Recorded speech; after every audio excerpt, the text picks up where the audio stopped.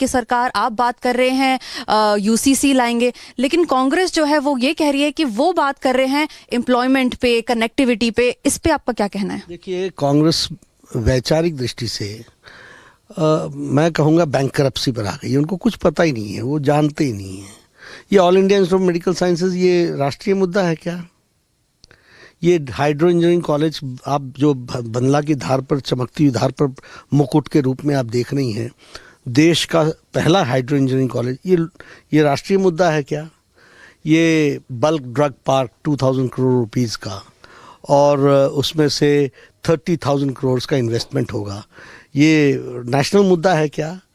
ये medical device park जो 300+ करोड़ रुपए का बनेगा, ये नेशनल मुद्दा है क्या? ये लोकल मुद्दा नहीं है क्या?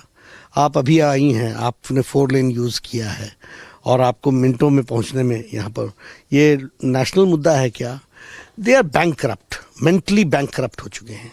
उनको कोई मानसिक दिवालियेपन की ओर है, इसलिए उनको कोई लेना देना नहीं है। उनको मालूम नहीं है कि मेडिकल डिवाइस पार्क से जॉब अपॉर्चुनिटीज़ का एक तरीके से बूम आएगा। ये बल्क ड्रग पार्क दुनिया के नक्शे में हिमाचल को खड़ा करेगा। They are not able to, they don't have vision, they don't have any understanding about economics, they do not have any understanding about the development of the state, so they keep on speaking which has got no relevance, और उसमें से कोई उत्तर नहीं मिलता। Sir, इसी के साथ साथ ये भी नोटिस किया जा रहा है कि राहुल गांधी एक बार भी कैंपेन करने आई नहीं है हिमाचल, भले ही कुछ भी बोले, अभी वो भारत जोड़ो यात्रा पे हैं, ये सब बहाने हैं, ये हम बोल सकते हैं। एक बार भी उन्होंने कैंपेन किसी भी जिले में, किसी भी डिस्ट्रिक्ट में उन्होंने कुछ भी कैंपेन नहीं किया है इस इलेक्शंस पे। देखिए ना, अब ये उनके पार्टी का मामला है, इसलिए वो डिसाइड करें कि क्या है, लेकिन वो अपना हार का रिकॉर्ड बढ़ाना नहीं चाहते थे, इसलिए दूर दृष्टि रख करके उन्होंने चुनाव से अपने आप को अलग रखा है। सर, इसी के साथ साथ एक नई पार्टी उभरी है, आम आदमी पार्टी। क्या आपको लगता है आम आदमी पार्टी के आने से कुछ वोट शेयर में कुछ ना कुछ फर्क पड़ेगा बीजेपी को?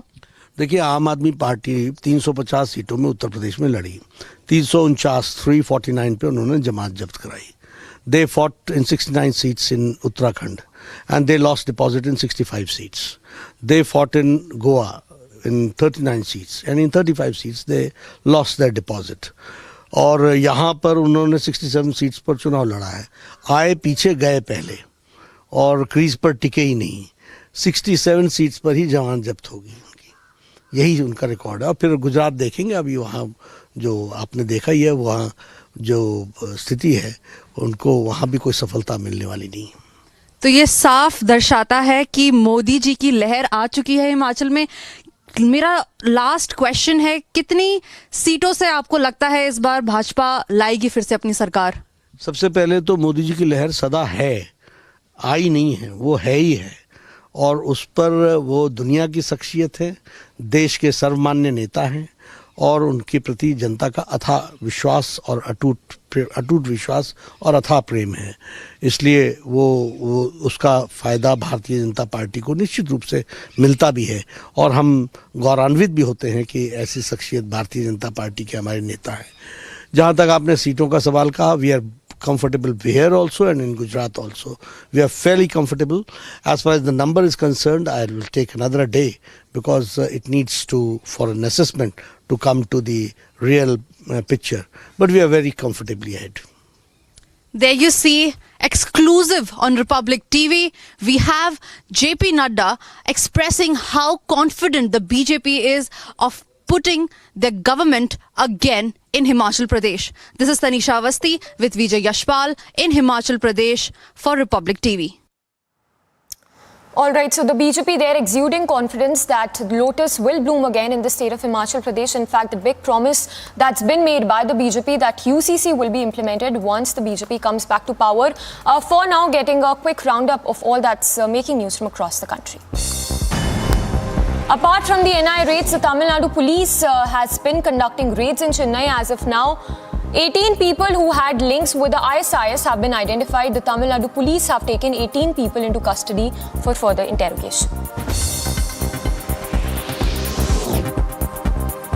Kerala government has issued order removing governor as chancellor from the university after making amendments. The Raj Bhavan says that ordinance had not been received. The Hubli Dharwad Municipal Corporation has granted permission. In fact, the permission that was earlier granted for the celebration of Tipu Jayanti at the Eidgah Maidan. The decision to grant permission was taken in a meeting that was attended by members and chairpersons of the civic body's standing committee.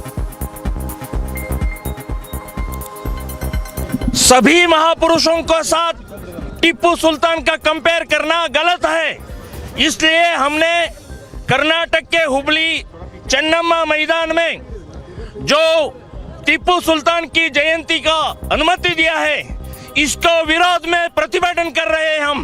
हम किसी की तरफ से टीपू सुल्तान जयंती नहीं करने देंगे। Meanwhile, the AIMIM factions were divided over the Tipu Jayanti celebrations at the Eidgah Maidan, while AIMIM Dharwad District Joint Secretary, who had applied for the permission, expressed happiness. The AIMIM District President has voiced dissent over Tipu Jayanti celebrations at the Eidgah Maidan in Hubli.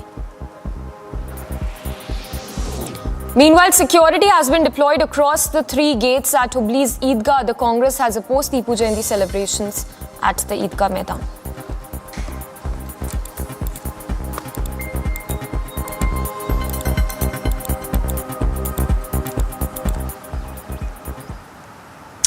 Alright, we'll slip into a very short break for now. Do not go anywhere. Lots lined up for you on the other side of this very short break. Prime Minister Modi to visit Bengaluru today to inaugurate the Vande Bharat Express and Terminal 2 at the Kempegowda International Airport. Supreme Court to hear plea seeking stay on demolition of Afzal Khan's tomb in Maharashtra's Satara.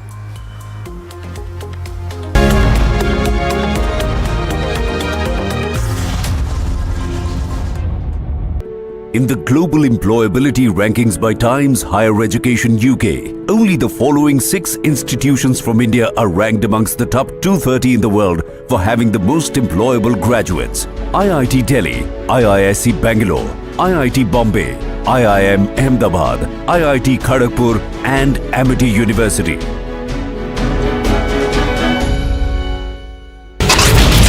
From the first rally spot of Anurag Thakur, this is Shimla Grameen. People here, women, children, youngsters, elders have come out. First time I'm seeing early in the morning. Tipu Jayanti celebrations, there has been a low-key response for this entire celebrations in the Hubli Eidgah Maidan. The BJP is taking out a massive protest outside the corporation demanding resignation of the mayor of Thiruvananthapuram.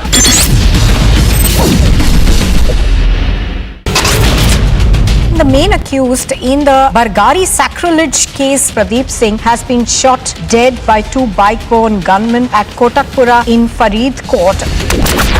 3 arrests have been made, 2 Jaish-e-Mohammed terrorists and 1 of their helper. Big success for the Jammu police as they have busted this major terror module. This was the tanker that was being used by the Jaish-e-Mohammed terrorists to sneak into the weapons from the Jammu to the Kashmir Valley.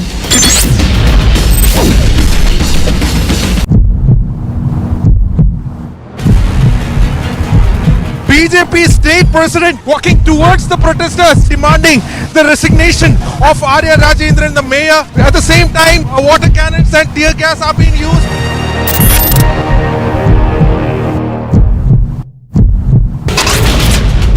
दो 2000 से ज्यादा motorcycle सवार आज यहाँ उतरे हैं अनुराग ठाकुर और प्रधानमंत्री नरेंद्र मोदी के समर्थन में, भारतीय जनता पार्टी के समर्थन में. Property of the Jamaat Islami that has been seized, that falls in the Bongaon village for their links with the terror groups and carrying out the terror activities. Several people have been killed in a fire in Malé, the capital of the Maldives.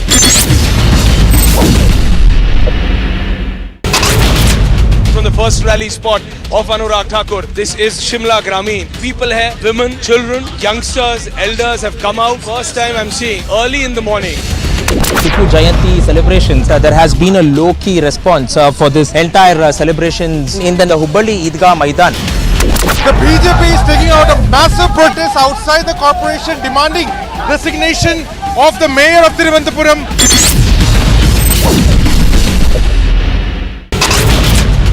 The main accused in the Bargari sacrilege case, Pradeep Singh, has been shot dead by two bike-borne gunmen at Kotakpur.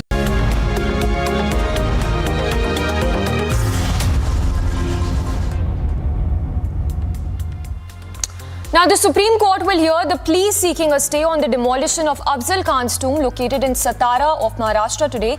Remember, the Satara district administration in Maharashtra demolished unauthorized structures that stood on government land around the tomb of the general who served the Adil Shahi dynasty of the Bijapur Sultanate. The Satara district administration in Maharashtra demolished unauthorized structures that stood on government land around the tomb of Afzal Khan, a general of the Adil Shahi dynasty of Bijapur. Action began in the early hours of yesterday amid heavy police security. According to Satara collector Ruchesh Jayavanshi, the unauthorized structures were spread over to 15 to 20 ganthas of land. Some portions of the land belong to the forest department, while some parcels belong to the revenue department. Afzal Khan was killed by Chhatrapati Shivaji Maharaj at the foot of Pratapgarh Fort in the district in November 1659. Subsequently, a tomb was built at the spot. The demolition took place on the day Khan was killed by legendary Maratha king. It is observed as Shiv Pratap Din by some organizations in Maharashtra. The demolition was carried out as per the High Court's order. Commenting on the demolition, Maharashtra Deputy Chief Minister Devendra Fadnavis said that it was a matter of satisfaction for everyone that the entire encroachment has been removed. खरं म्हणजे 2007 साली कोर्टाने निर्णय दिला होता की हे अतिक्रमण काढलं पाहिजे. आम्ही 2017 साली त्या संदर्भातली कारवाई सुरू केली होती, पण नंतर पुन्हा त्यात काही लीगल प्रॉब्लेम आले होते. आता ते सगळे प्रॉब्लेम दूर करून हे सगळं अतिक्रमण जे आहे हे त्या ठिकाणी काढण्यात येतं आहे. आणि शिवप्रेमींची सातत्याने मागणी होती. यापूर्वी ज्या शिवप्रेमींनी अशा प्रकारचं आंदोलन केलं त्यांच्यावर अनेक गुन्हे देखील दाखल झाले, पण अतिक्रमण काही निघत नव्हतं. आज मला असं वाटतं की सगळ्यांचा करता ही समाधानाची बाब आहे की संपूर्ण अतिक्रमण आता या ठिकाणी काढण्यात येतं. Meanwhile, the Supreme Court has agreed to hear a plea challenging the ongoing demolition of alleged unauthorized structures built on the government land.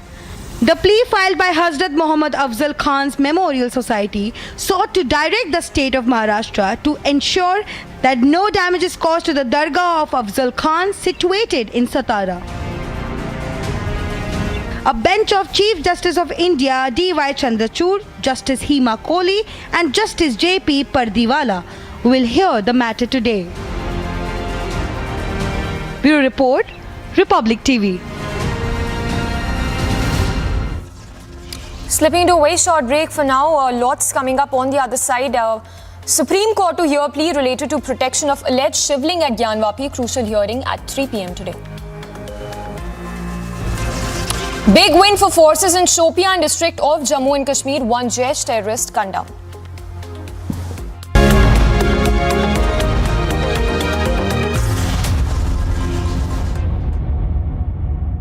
Have you checked your sugar levels? Afraid of diabetes and its complications? Hope खत्म हो गई थी. मुझे लगता था यार ये क्या लाइफ है. Is diabetes a serious epidemic? 200 million people are at risk of developing diabetes. So one should always think that what really works for them. Technology is the only way we can solve this problem for India. Veto is a one-stop solution for anything diabetes. Watch India Beats Diabetes with Beto, a World Diabetes Day special this Saturday and Sunday at 6:30 p.m. only on Republic TV. BJP state president walking towards the protesters demanding the resignation of Arya Rajendran, the mayor. At the same time, water cannons and tear gas are being used.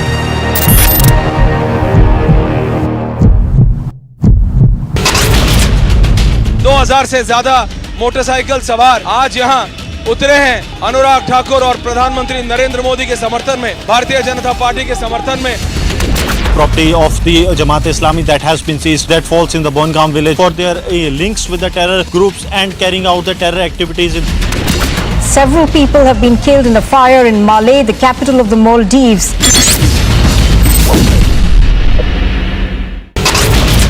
From the first rally spot of Anurag Thakur. This is Shimla Gramin. People here, women, children, youngsters, elders have come out. First time I'm seeing early in the morning. Tipu Jayanti celebrations, there has been a low-key response for this entire celebrations in the Hubli Idgah Maidan. The BJP is taking out a massive protest outside the corporation demanding resignation of the mayor of Thiruvananthapuram.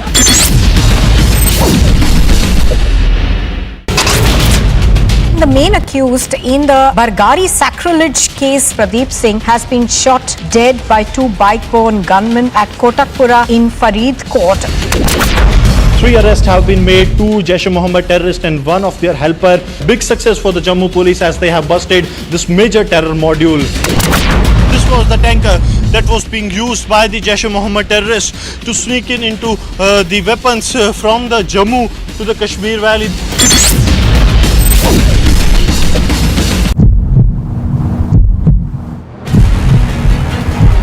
BJP state president walking towards the protesters demanding the resignation of Arya Rajendran, the mayor. At the same time, water cannons and tear gas are being used.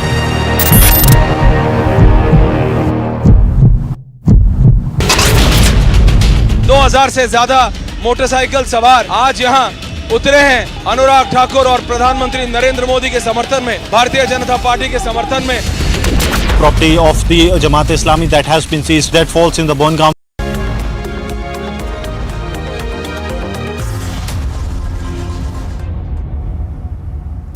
And on to breaking news coming in, this one on the bulldozer action on AIMIM leader Tawfiq Pradhan's hotel in Bareilly. We understand that the hotel was built on the bypass area. So Yogi there who has, in fact, the Yogi officials there that demolished this property belonging to the AIMIM Neta, which was built on the bypass area. As you can see, that's the bulldozer action happening on the AIMIM leader Tawfiq Pradhan's hotel, which is in Bareilly. What we're given to understand is that the hotel was built on the bypass area, and which is why it trespassed certain laws, as a result of which the property has been demolished on the orders of the UP government. And we'll try and go across to our reporters in Bareilly as well to get us more details. But as you can see, that's the property belonging to the AIM leader, property of AIMIM leader Tawfiq Pradhan. The hotel that he owned in Bareilly, we understand that the hotel was built on the bypass area, which is why the order was given to demolish the property belonging to the AIMIM leader Tawfiq Pradhan, whose property has now been demolished.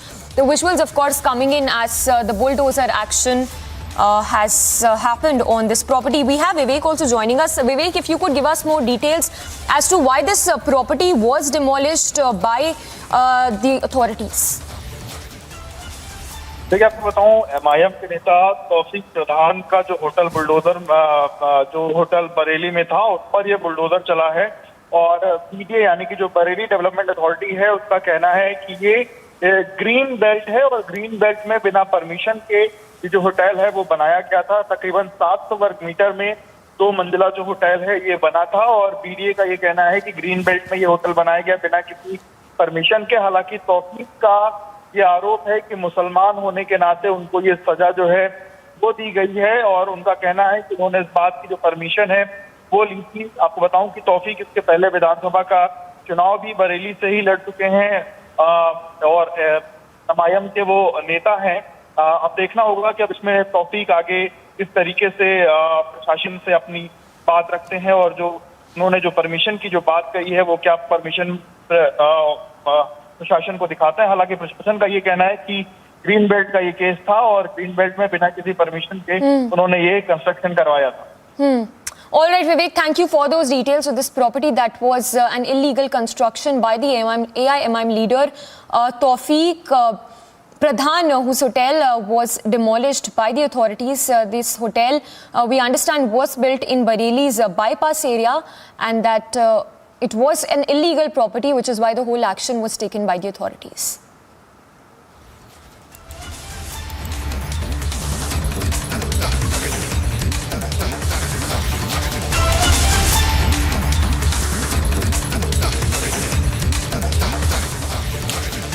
Moving on, then an update coming in from Pune, where Quick Heal has launched latest version of Quick Heal antivirus V23. Here's a report.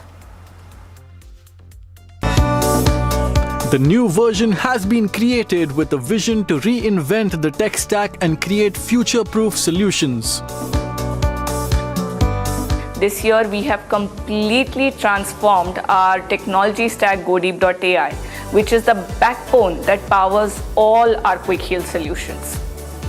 To explain GoDeep.ai in short, it is basically our state-of-the-art malware hunting technology that is powered by artificial intelligence that relies on a cloud-based deep learning technology, and it helps us predict and stop attacks before they can even happen. The latest iteration of Quick Heal V23 leverages Go Deep AI. It identifies cyber attacks and analyzes the severity of the threat.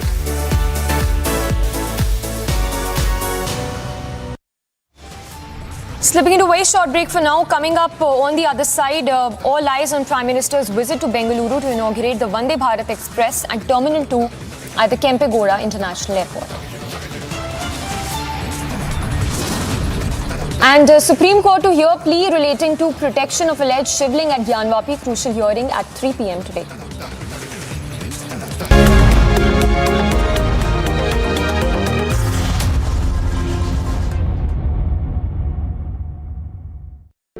In the global employability rankings by Times Higher Education UK, only the following 6 institutions from India are ranked amongst the top 230 in the world for having the most employable graduates. IIT Delhi, IISc Bangalore, IIT Bombay, IIM Ahmedabad, IIT Kharagpur and Amity University.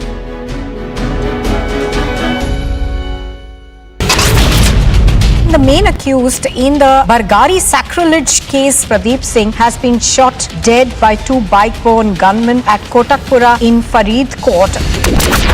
3 arrests have been made, 2 Jaish-e-Mohammed terrorists and 1 of their helper. Big success for the Jammu police as they have busted this major terror module.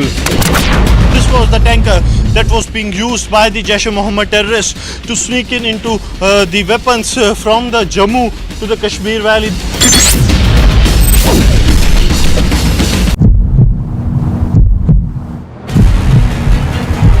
BJP state president walking towards the protesters, demanding the resignation of Arya Rajendran, the mayor. At the same time, water cannons and tear gas are being used.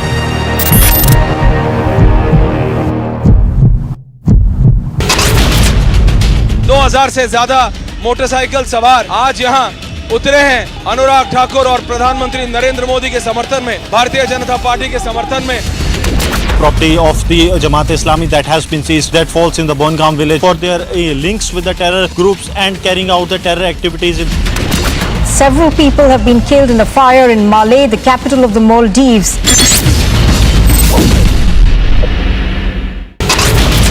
From the first rally spot of Anurag Thakur, this is Shimla Grameen. People here, women, children, youngsters, elders have come out. First time I'm seeing early in the morning. Tipu Jayanti celebrations, there has been a low-key response for this entire celebrations in the Hubli Eidgah Maidan. The BJP is taking out a massive protest outside the corporation demanding resignation of the mayor of Thiruvananthapuram.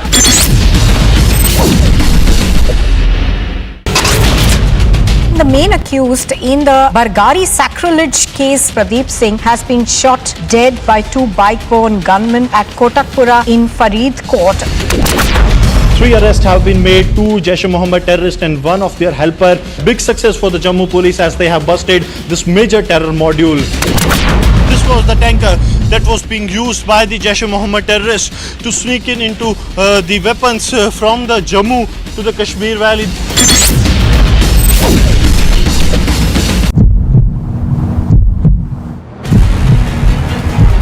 BJP state president walking towards the protesters demanding the resignation of Arya Rajendran, the mayor. At the same time, water cannons and tear gas are being used.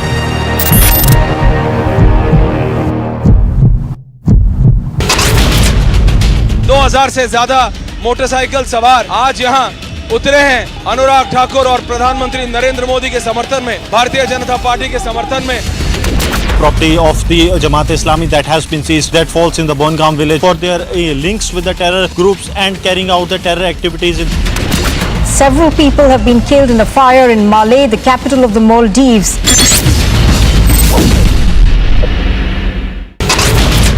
From the first rally spot of Anurag Thakur, this is Shimla Grameen. People here, women, children, youngsters, elders have come out. First time I'm seeing early in the morning.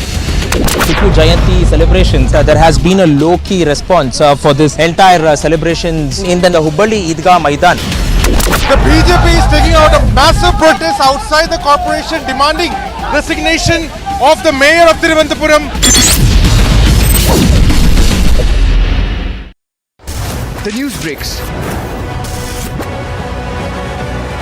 The controversies. सारे जो अपशब्द इस्तेमाल किए हैं उसके बारे में क्या? सर, आप गुजरात के मुख्यमंत्री हैं, आप जानना चाहती है जनता कि इतने लोगों की मौत हो गई है सर, लेकिन मनीष जी, आपको समन किया जा रहा है। Sir, you want to say something? The channel for elections. December 8 with Arnab.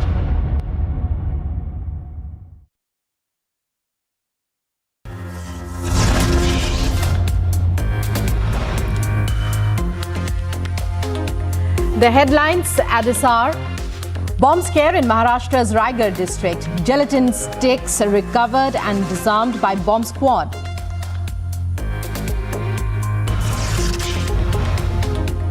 Face-off between Kerala government and governor escalates after Chief Minister Pinarayi Vijayan sacks Governor Arif Mohammad Khan as chancellor of a deemed to be university. BJP lambasts Pinarayi Vijayan's government over removal of a governor, calls removal illegal and undemocratic. Prime Minister Narendra Modi in Bengaluru today to inaugurate Vande Bharat Express and Terminal 2 at Kempegowda International Airport.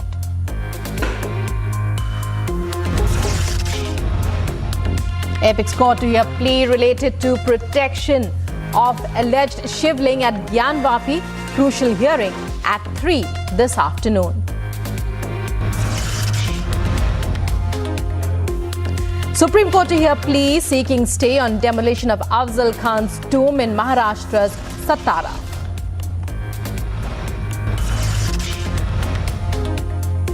And it's a big win for the forces in Shopia district of Jammu and Kashmir. One Jaish terrorist gunned down.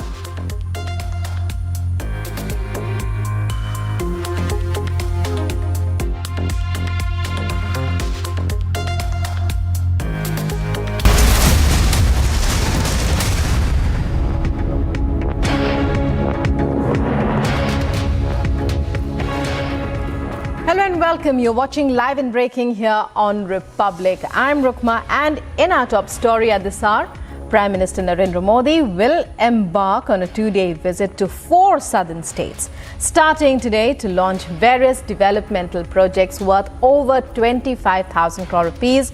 The Prime Minister will visit Karnataka, Tamil Nadu, Andhra Pradesh and Telangana. Today, that's November 11th, and tomorrow, the 12th.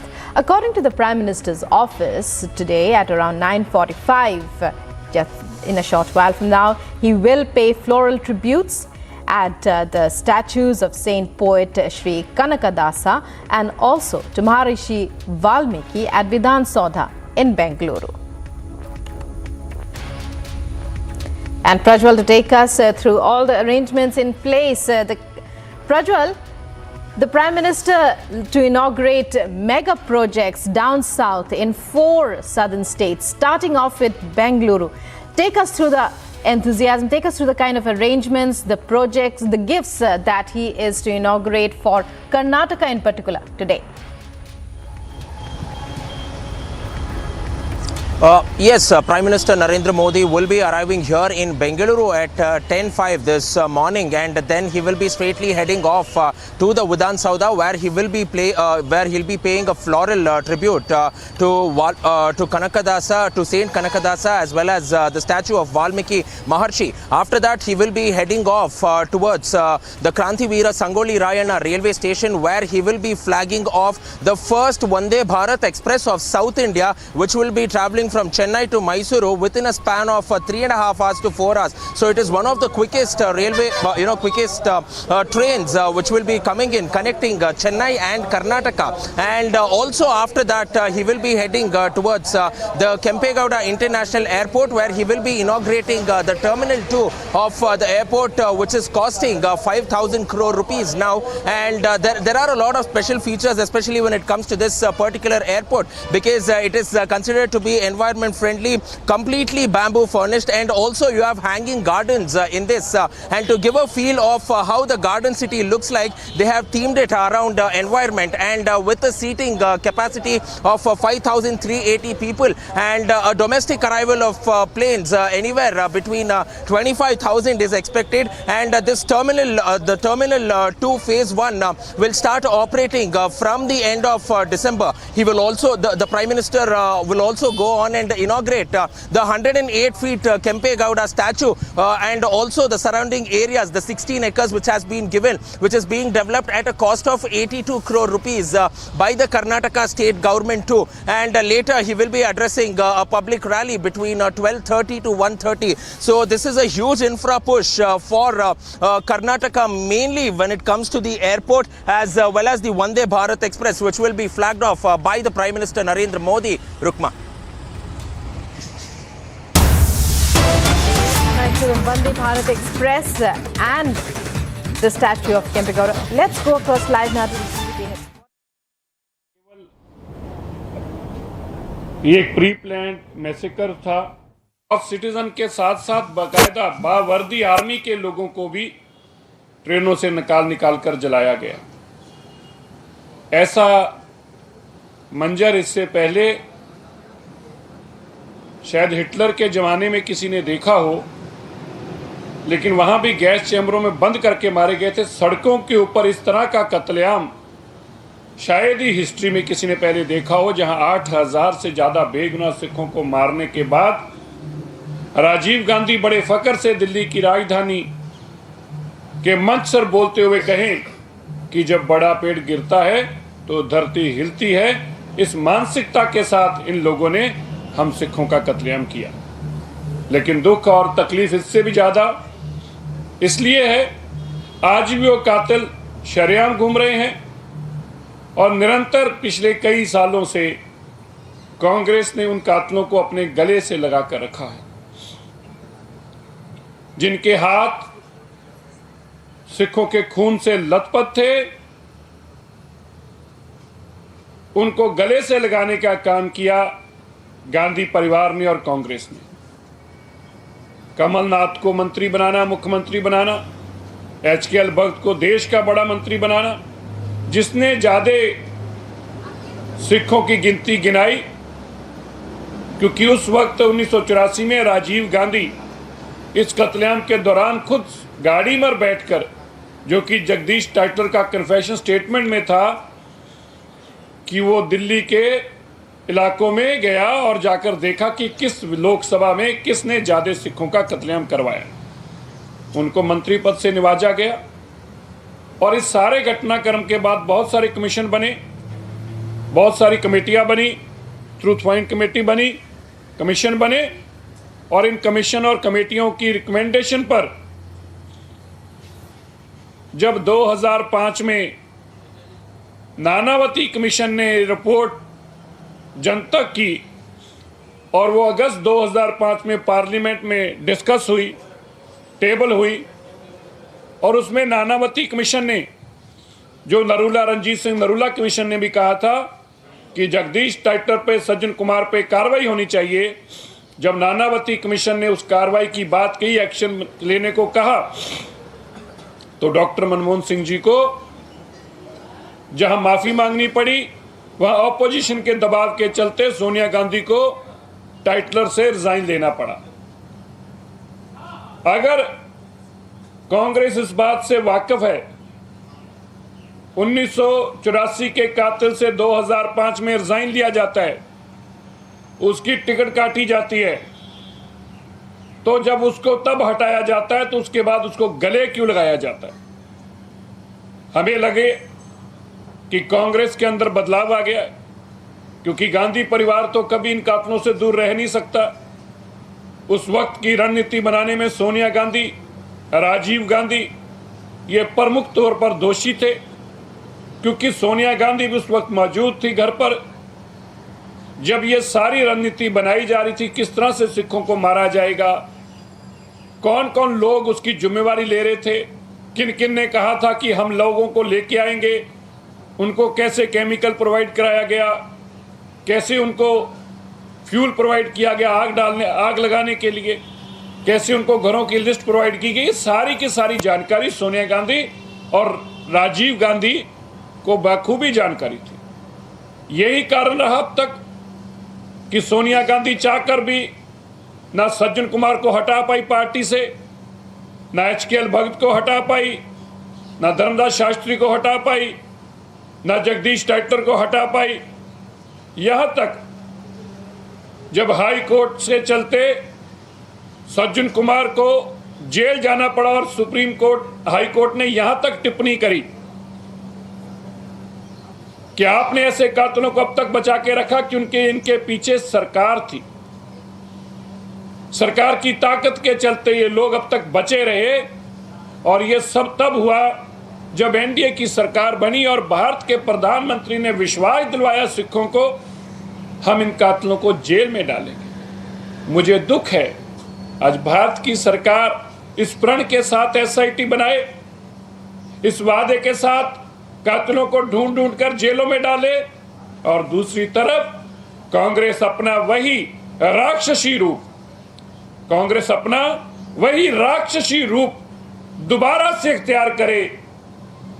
जब खड़गे जी प्रधान बने कांग्रेस के, तो BJP को ऐसा महसूस हुआ, हम सिखों को ऐसा महसूस हुआ, आम देश के लोगों को ऐसा महसूस हुआ कि अब खड़गे जी के अध्यक्ष बनने के बाद 1984 के कातलों को शायद कांग्रेस संरक्षण नहीं देगी। लेकिन यह भी गलत साबित हुआ। खड़गे जी ने भी गांधी परिवार के दबाव के चलते उसी जगदीश टाइटलर को, जब वो ऑफिस टेक ओवर कर रहे थे, बिठाया, और अब जब दिल्ली की इलेक्शन के लिए प्रदेश इलेक्शन कमेटी बनी, तो आप ये देखिए किस तरह से 8 नंबर पर जगदीश टाइटलर, ये जगदीश टाइटलर नहीं है, हमें जगदीश टाइटलर से कोई आपत्ति नहीं है, हमें आपत्ति है जगदीश टाइटलर 1984 के कातिल से, हमें आपत्ति है उस आदमी के नाम से जिसके हाथ सिखों के खून से लथपथ हैं, हमें आपत्ति है उस जगदीश टाइटलर के नाम से जिसने सामने खड़े होकर न केवल सिखों को मरवाया, बल्कि उसके बाद जो गवाह उसके सामने आना चाहते थे उनके ऊपर अत्याचार किया और उन लोगों को डराया धमकाया कांग्रेस के सरकार में, और पुलिस तक का इस्तेमाल करके उनको दबाने का काम किया। हमें आपत्ति ये है, हमें दुख भी है, हमें खेद भी है, और हमें इस बात का अफसोस भी है। आज 36-38 साल बीत जाने पर भी कांग्रेस के मन में और खास तौर पर गांधी परिवार के मन में जो सिखों के प्रति नफरत, द्वेष, जो सिखों के प्रति वैर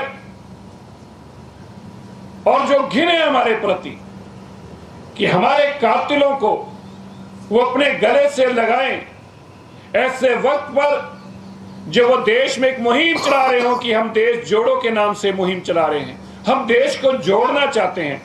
मैं राहुल गांधी से, सोनिया गांधी से पूछना चाहता हूं, कातिलों को गले लगाकर देश को कैसे जोड़ा जा सकता है? कातिलों को संरक्षण देकर देश को कैसे जोड़ा जा सकता है? कातिलों को अपने साथ बिठाकर आप देश को कौन से जोड़ने की नीति बताने जा रहे हैं? इन कातिलों को अब तक आप बचाते रहे, लेकिन कांग्रेस की कमांड खड़गे जी के हाथ में आने के बावजूद खड़गे जी आप भी एक बहुत पिछड़ी, बहुत छोटे परिवार से निकले हैं। शायद आप इस दर्द को जरूर महसूस करते होंगे जब ताकतवर लोग अत्याचार करते हैं, लेकिन यहां तो ताकतवर लोगों ने एक पूरे रिलीजन के ऊपर, एक कम्युनिटी को मैसेकर, एक कार्नेज, जड़ से उखाड़ देने का प्रण लेकर गांधी परिवार ने हमारे ऊपर हमला किया। और खड़गे जी आप भी वही निकले। हमें आपसे यह उम्मीद ना थी। हमें लगा था कि कम से कम मल्लिकार्जुन खड़गे जी के आने के बाद उन कातलों को कांग्रेस के दफ्तरों से बाहर निकाला जाएगा। हमें लगा कि शायद अब गांधी परिवार का वजस्व खत्म हो जाएगा और 1984 के कातलों को कांग्रेस से बाहर का रास्ता दिखाया जाएगा। कहा जाएगा तुम कातिल हो, तुम इस दफ्तर में नहीं घुस सकते, तुम कातिल हो, तुम हमारी पार्टी के अहदेदार नहीं हो सकते, तुम सिखों के कातिल हो, हम सिखों को गले लगाएंगे, हम सिखों के कातिल को गले नहीं लगाएंगे। हमें खड़गे जी ऐसी उम्मीद थी, ऐसी भावना थी हमारे मन में आपके प्रति, पर हमें बड़ा दुख हुआ है यह जानकर कि खड़गे जी आपके अध्यक्ष बनने के बाद भी न तो कांग्रेस की सिखों के प्रति नफरत खत्म हुई, न तो गांधी परिवार को आप सिखों को संरक्षण देने से रोक पाए। हमें इस बात का खेद है, दुख है और अफसोस है। और मैं बड़े दुख के साथ आज ये कह रहा हूं, 38 साल हो गए, इतना बड़े कातिल को कांग्रेस अपनी चुनाव समिति में स्थान दे और दिल्ली के अंदर हमारे मुख्यमंत्री अरविंद केजरीवाल और पंजाब में 92 सीटों पर सिखों का साथ लेकर जीतने वाली पार्टी, उसके मुंह में फेविकॉल चले जाए।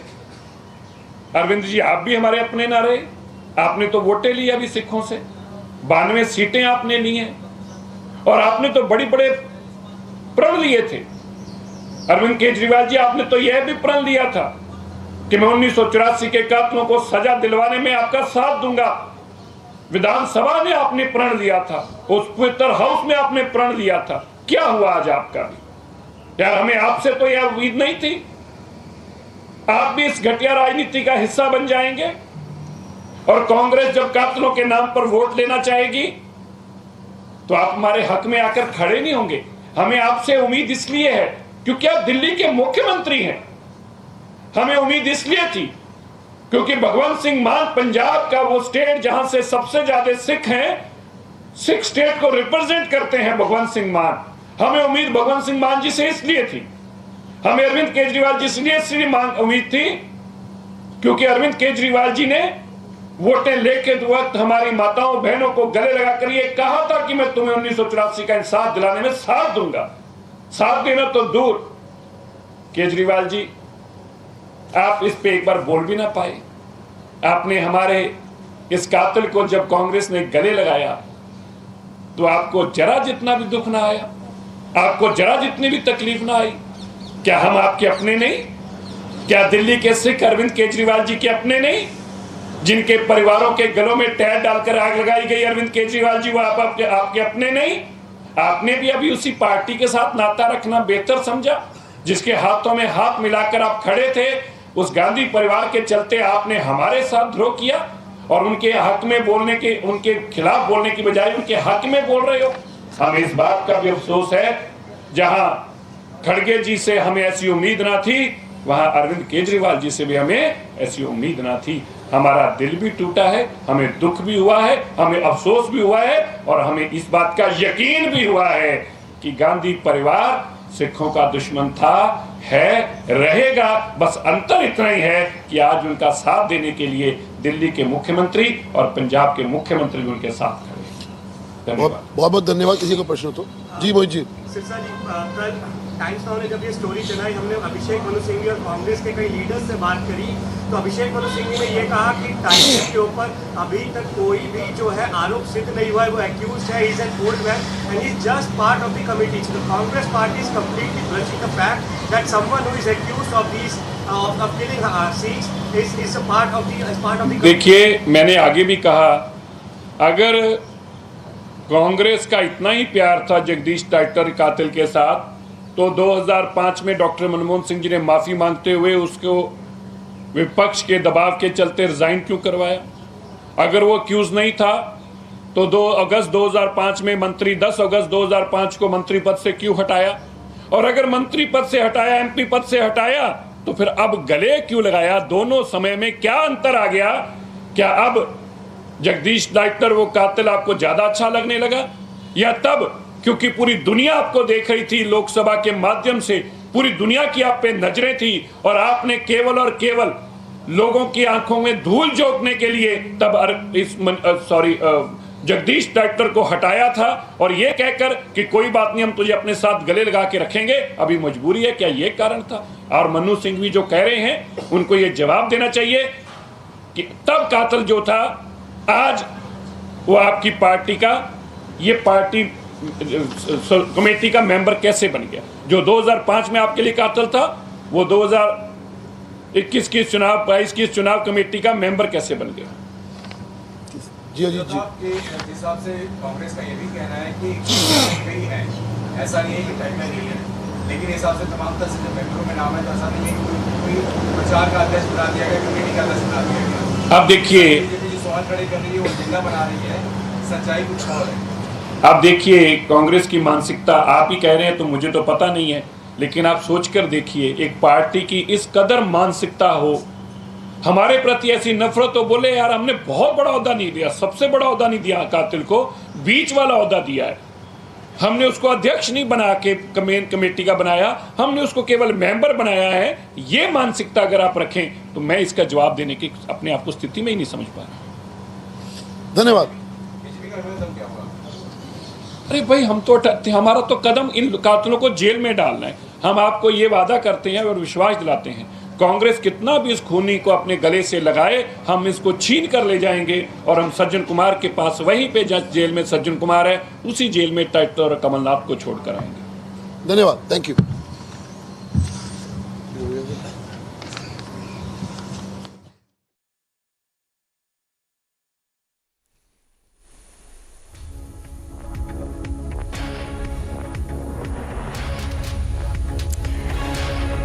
Well, anger expressed by the BJP there in that press briefing over the patronage that it has said the Congress has forwarded to, especially in particular the Gandhi family, he said, has forwarded to those tainted by the 1984 Sikh riots in which nearly 3,000 Sikhs were killed in the capital alone.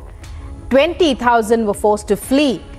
And there you saw in that press briefing and heard the anger expressed by the BJP about against the Congress over the lack of responsibility as far as Sikh sentiments are concerned. And we are tracking this major story, how the BJP has come out and spoken about the Congress's trivialization of the 1984 Sikh riots, the Vadra Congress shocking indifference. Just recently now appointing Jagdish Tytler, one of those tainted by his role, because of his role in the 1984 Sikh riots, being appointed a member of the committee that's looking after the MCD elections that are just round the corner in New Delhi. Let's listen in to understand more.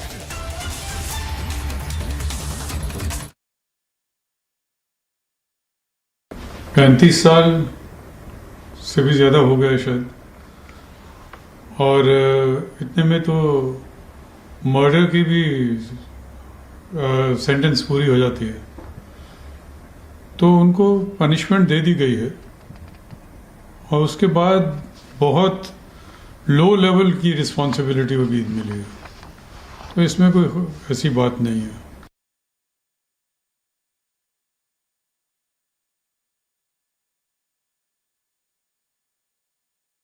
पैंतीस साल से भी ज़्यादा हो गया शायद, और इतने में तो मर्डर की भी सेंटेंस पूरी हो जाती है, तो उनको पनिशमेंट दे दी गई है और उसके बाद बहुत लो लेवल की रिस्पॉन्सिबिलिटी भी मिली है, तो इसमें कोई ऐसी बात नहीं है. And in the face of Jagdish Titler tainted by the 1984 Sikh riots, being appointed a member of the committee that's in charge of overseeing the elections, the Congress campaign for the MCD elections in the national capital, the BJP erupts in anger at that press conference over the patronage provided by the Congress and especially the Gandhi family towards the likes of Sajjan Kumar and Jagdish Titler.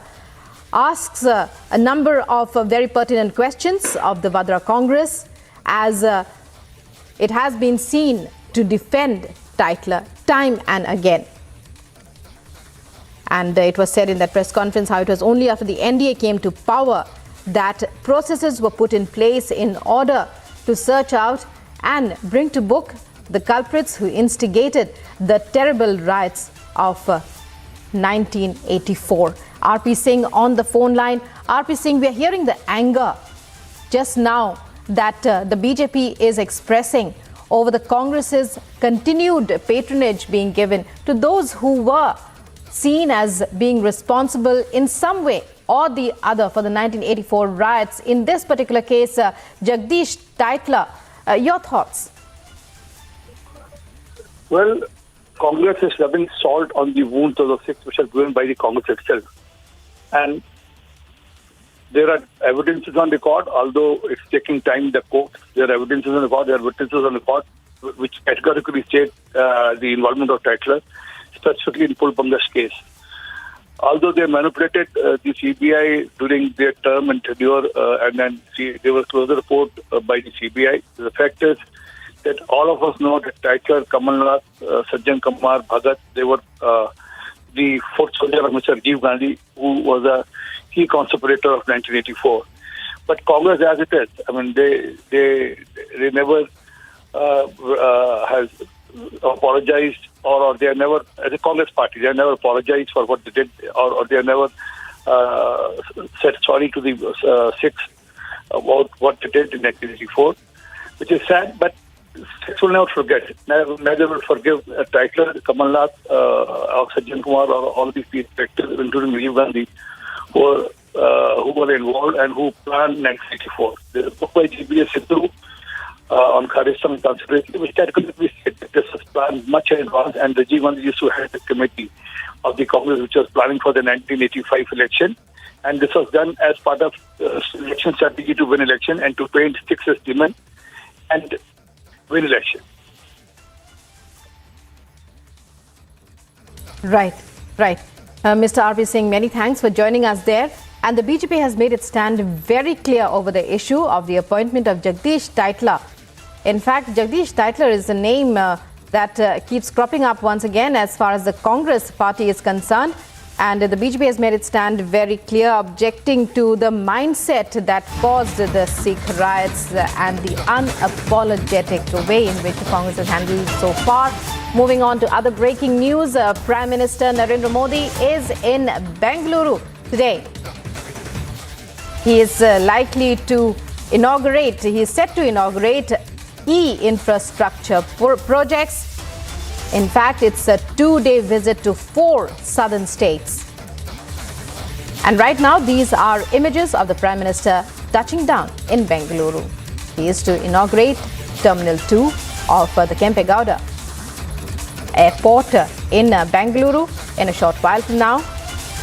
It's a mega infra push of the central government in the southern state. And not just Karnataka, but in 4 states, in fact, in the south. Coming up, all the updates on the Prime Minister's 2-day visit down south in 4 states, inaugurating a slew of projects. It's Bengaluru's turn today. Terminal 2 of the Kempegowda Airport to be inaugurated by Prime Minister Modi, who has arrived in Bengaluru.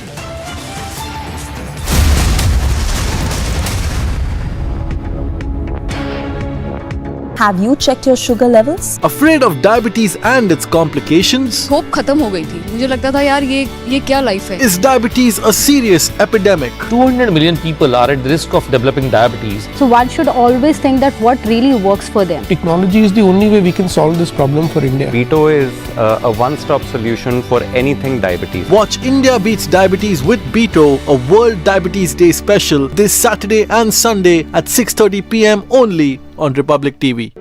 In the global employability rankings by Times Higher Education UK, only the following 6 institutions from India are ranked amongst the top 230 in the world for having the most employable graduates.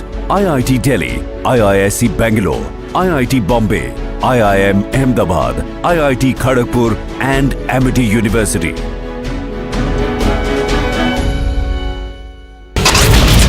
From the first rally spot of Anurag Thakur, this is Shimla Grameen. People here, women, children, youngsters, elders have come out. First time I'm seeing early in the morning. Tipu Jayanti celebrations, there has been a low-key response for this entire celebrations in the Hubli Idgah Maidan. The BJP is taking out a massive protest outside the corporation demanding resignation of the mayor of Thiruvananthapuram.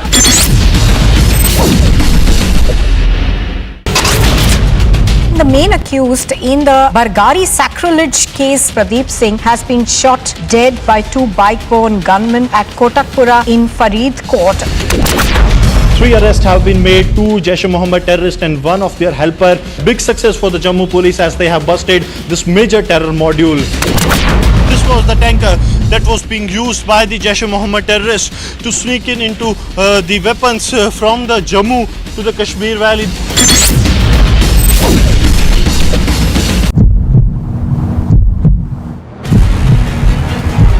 BJP state president walking towards the protesters demanding the resignation of Arya Rajendran, the mayor. At the same time, water cannons and tear gas are being used.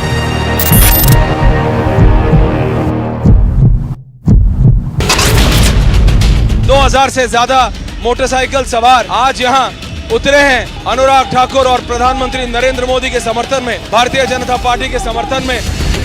Property of the Jamaat Islami that has been seized, that falls in the Bongam village for their links with the terror groups and carrying out the terror activities. Several people have been killed in a fire in Malé, the capital of the Maldives.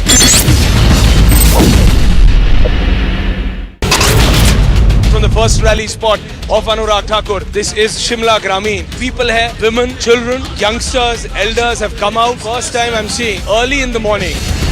Tipu Jayanti celebration.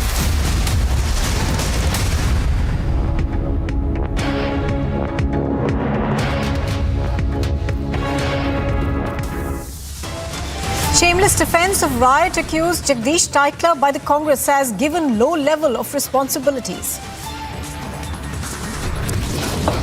Face-off between the Kerala governor and the government escalates after Chief Minister Pinarayi Vijayan sacks the governor Arif Muhammad Khan as chancellor of a deemed to be university. The BJP lambasts Pinarayi Vijayan's government over removal of the governor, calls removal illegal and undemocratic. Prime Minister Narendra Modi is to visit Bengaluru today to inaugurate the Vande Bharat Express and Terminal 2 at the Kempegowda International Airport. The Apex Court is to hear a plea related to the protection of the alleged Shivling at Gyanvapi, crucial hearing at 3 this afternoon. Supreme Court is to hear a plea seeking a stay on the demolition of Afzal Khan's tomb in Maharashtra, Satara.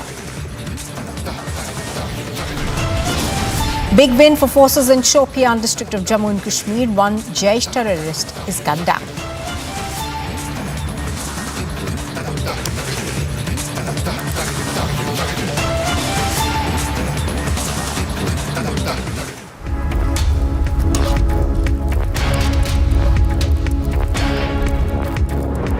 Good morning and thank you very much for staying with us on Republic TV. This is Live and Breaking. I'm Nupur Talwar Suri. We cut across straight to Bengaluru, where the Prime Minister has touched down. The Prime Minister, of course, is on a 2-day visit and will be inaugurating various projects across South India. Key among them, of course, is going to be the Vande Bharat train, as well as Terminal 2 of the Kempegowda International Airport. Pictures on your screen are of the Prime Minister being welcomed by the state government over there as he arrived. Now, the Prime Minister, of course, has a packed schedule. He will first inaugurate the Kempegowda International Airport's second terminal and also then unveil a 108-feet statue of the city founder Kempegowda and flag off the Vande Bharat train during a packed 4-hour visit to Bengaluru today. Now, what we understand in terms of the itinerary that has been shared by the Prime Minister's office, the Prime Minister is scheduled to land at the airport at 10. In fact, he's landed a little before and now he heads to the Vidhan Sauda.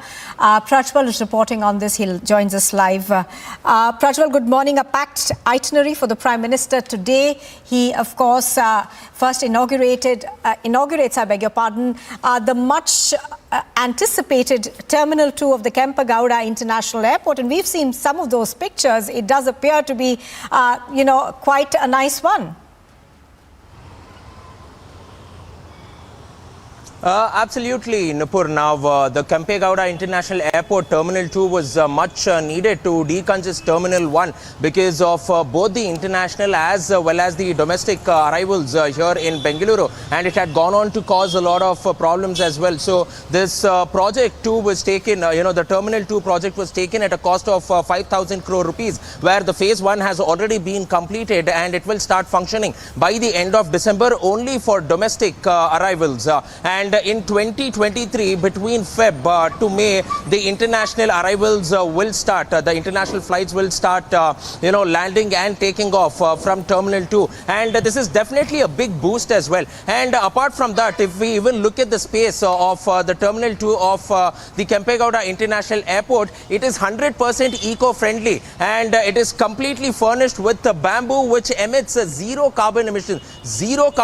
So this is something which is a standpoint, and we are also the entire airport is themed around the hanging gardens and Go Green, clearly showing that this is actually the garden city of India, and they are going through that. And apart from that, you have 23 entry and exit gates as well, and you have check-in points. You have 52 check-in points, and at one time 5,196 people can be seated in the lobby too. So these are some of the major attractions there at the airport, and now Prime Minister Narendra Modi will be inaugurating that. But also, what is even more important is the connectivity that we are speaking about here, mainly about the Vande Bharat Express. Prime Minister Narendra Modi will be flagging off the first Vande Bharat Express in South India from Karnataka, and this Vande Bharat Express will be going from Chennai to Mysuru in 3 to 3.5 hours, and it can clock up to 160 kilometers per hour. It also has an intelligent braking acceleration system as well, meaning to say that on any sort of movement in front of it, it can quickly go on and accelerate, and also at the same time decelerate too, so that it can go on to avoid accidents as well. And the special coach in the Vande Bharat Express has a 270-degree view with 360-degree revolving seats over here. So these are some of the exclusive features of the Vande Bharat Express as well. And this was much needed as well, because what exactly happened was the Shatabdi Express, which was between Chennai to Mysuru, used to take around 6.5 hours to 7 hours. But now, because of the introduction of the Vande Bharat Express, it is cutting the travel time by half. So people are definitely happy, and this was much needed, Nupur. And before that, Prime Minister Narendra Modi has now, we are getting information that he's already headed off to the Vidhan Sauda to pay floral tributes to the Saint Kanakadasa on the occasion of Kanakadasa Jayanti today. He will also be offering a floral tribute to the poet Valmiki as well. And after that, he will be moving to the Kranti Veera Sangoli Rayana railway station, where he will be flagging off the Vande Bharat Express. And from Kranti Veera Sangoli Rayana railway station, he will be heading out to the Kempegowda International Airport, where he will be inaugurating Terminal 2. He will be taking, he will just go on and look at it, and after that, he will also be unveiling the 108-feet bronze statue of Kempegowda himself, which is being developed at a cost of 84 crore rupees by the state government. Apart from the Kempegowda statue, we are also... Yes, Nupur, yes. Right, absolutely. Prajwal, of course, bringing us those details of what we are expecting in terms of the Prime Minister's visit today. As Prajwal is pointing out, so it's looking like a hectic schedule. For the moment, Prajwal, thank you very much. We're going to come back to you through the day today as and when the Prime Minister makes his way to first the Vidhan Sauda and then the Terminal 2 of the Bengaluru International Airport.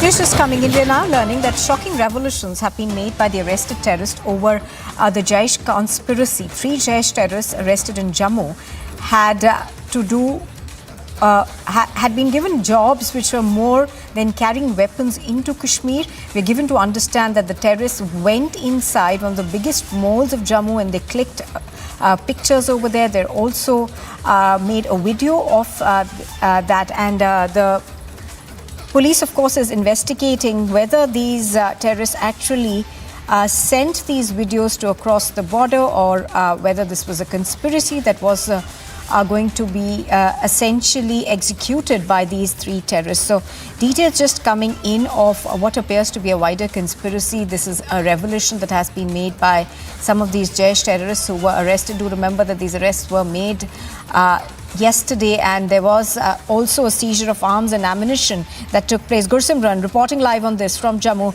Gursimran, good morning. Give us more details of what you're learning. We are, of course, now being told that this could perhaps have been a much wider conspiracy. Yes, this was not just restricted to the carrying weapons from the Jammu to the Kashmir Valley, but a larger conspiracy. Right now, we are outside the mall that was probably on the target of the Jaish-e-Mohammed, because 3 Jaish-e-Mohammed terrorists, they came inside this very mall in the Jammu. They recorded the videos. They did the recce of this entire mall. Whether the videos were sent to the Pakistani commander Shahbaz or not, this is what the Jammu and Kashmir police is probing, because they were using the social media apps for the communication. Whether those videos were sent across the border to the Jaish terrorist or it was with them only, or they were to execute some terror act inside this mall in Jammu, one of the biggest mall in the Jammu and Kashmir, was what it primarily seems was on the radar of the Jaish-e-Mohammed, and they were given the task to go and do a recce of this mall. These revelations are really very shocking, keeping in view the terror acts that have been happening in the Union Territory of Jammu and Kashmir. The terror groups are desperate, and with the arrest of these 3 terrorists, now many things are coming out. The driver Mohammed Yasin, he was inside the jail for the terror act. He got himself out on the medical grounds for almost 2 months, and during these 2 months he purchased a truck that was that he used to ferry the arms and ammunition, and he came to Jammu to pick up the weapons, and that was to be delivered to the Jaish-e-Mohammed terrorists in the Kashmir Valley. So this is what the revelations have revealed so far. But what is very important is this mall that probably what it seems is on the radar of Jaish-e-Mohammed, because the Jaish terrorists did recce of this wave mall in Jammu, and they even recorded the video. They did the recce. Whether the videos were sent to the Pakistan or not, that is what is being probed. Their mobiles are being sent to the forensic so that more and more details can be taken out of it, whether they have deleted some of the chats, because the Pakistani terror commander was in touch with them on the social media apps, and that apps were being used not only to send the location of the consignment, but also the videos and other photos. Yes.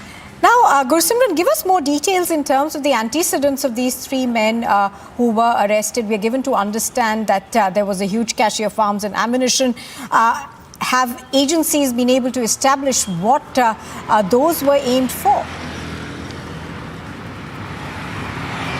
See, out of these 3 Jaish terrorists who have been arrested, the kingpin was the Mohammed Yasin, who was the driver, and a former terrorist who has been inside jail, got himself out on parole on the medical grounds. Other 2, Farhan Farooq and Farooq Ahmed, they were the overground workers of the Jaish-e-Mohammed. They were working on the directions of Mohammed Yasin, and Mohammed Yasin was the one who was directly in connection with the Pakistani commander of Jaish, Shahbaz, who is sitting in Pakistan operating the module of providing the weapons to the Jaish terrorists.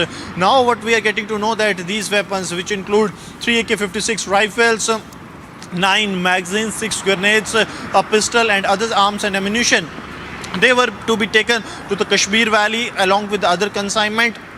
The police sources are saying that they are looking into every possible angle, whether there is a possibility of some more arms and ammunition being in Jammu or in the nearby areas that were to be picked and sent across to the Kashmir Valley, because what the terror outfit wants to make the winters hot in the Kashmir Valley by carrying out more and more terror incidents. But this attempt of the terror group has been foiled, and now the agencies are looking into forward and backward linkages. See, it's been 3 days of the arrest of these terrorists who have been sent to the 6 days remand by the competent court, and in the 3 days they are spilling the beans. They are revealing more shocking details what the Jaish plot was. Now, even as you are, of course, taking us through what appears to have been a larger conspiracy to carry out terror attacks in Jammu and Kashmir, give us more details in terms of how long do investigation agencies feel these terrorists had been active? One, of course, you said was out on parole, but what about the other two? And are there any other sleeper cells that have now been brought under the radar because of these arrests? See, if we speak of the ongoing operations, much details haven't been shared. But one thing that the agencies are saying that the crackdown is on in many areas in the South Kashmir. They were from the Pampore, and they were in touch with many other overground workers of the Jaish-e-Mohammed who were continuously providing logistic support, the moral support and the financial support to the terror groups to carry out the terror activities. And even some of them were in touch with the terrorists, the active terrorists of Jaish-e-Mohammed in South Kashmir. So now multiple raids are on. This is what the sources has told us.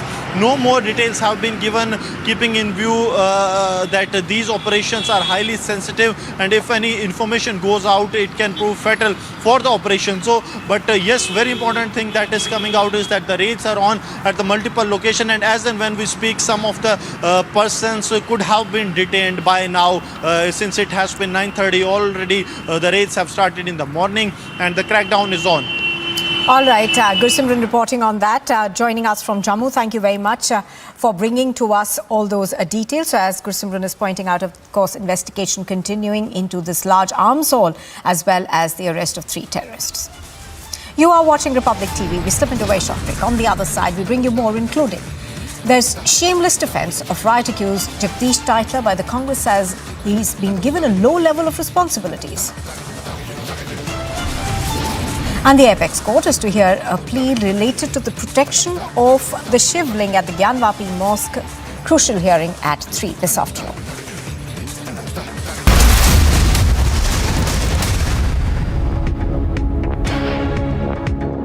In the global employability rankings by Times Higher Education UK, only the following 6 institutions from India are ranked amongst the top 230 in the world for having the most employable graduates. IIT Delhi, IISc Bengaluru, IIT Bombay, IIM Ahmedabad, IIT Kharagpur and Amity University.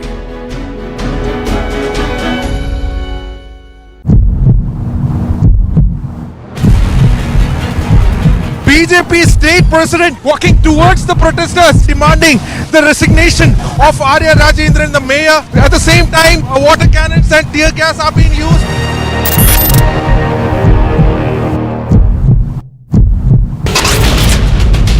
हजार से ज्यादा motorcycle सवार आज यहाँ उतरे हैं अनुराग ठाकुर और प्रधानमंत्री नरेंद्र मोदी के समर्थन में, भारतीय जनता पार्टी के समर्थन में। Property of the Jamaat Islami that has been seized, that falls in the Bongaon village for their links with the terror groups and carrying out the terror activities. Several people have been killed in a fire in Malé, the capital of the Maldives.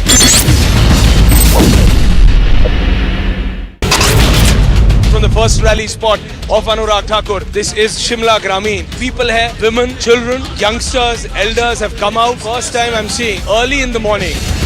Tipu Jayanti celebrations, there has been a low-key response for this entire celebrations in the Hubli Idgah Maidan.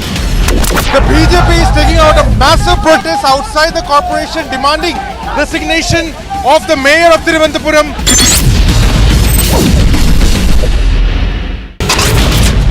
The main accused in the Bargari sacrilege case, Pradeep Singh, has been shot dead by 2 bike-borne gunmen at Kotakpura in Faridkot. 3 arrests have been made, 2 Jaish-e-Mohammed terrorists and 1 of their helper. Big success for the Jammu police as they have busted this major terror module. This was the tanker that was being used by the Jaish-e-Mohammed terrorists to sneak into the weapons from the Jammu to the Kashmir Valley.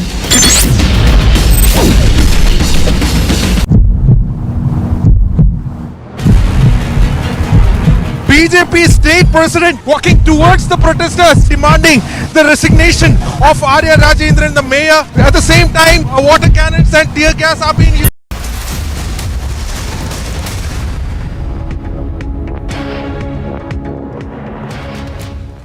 A quick look at what else is making news this morning. A bench of the Chief Justice of India, D.Y. Chandrachud, along with Justice Hema Kohli and J.B.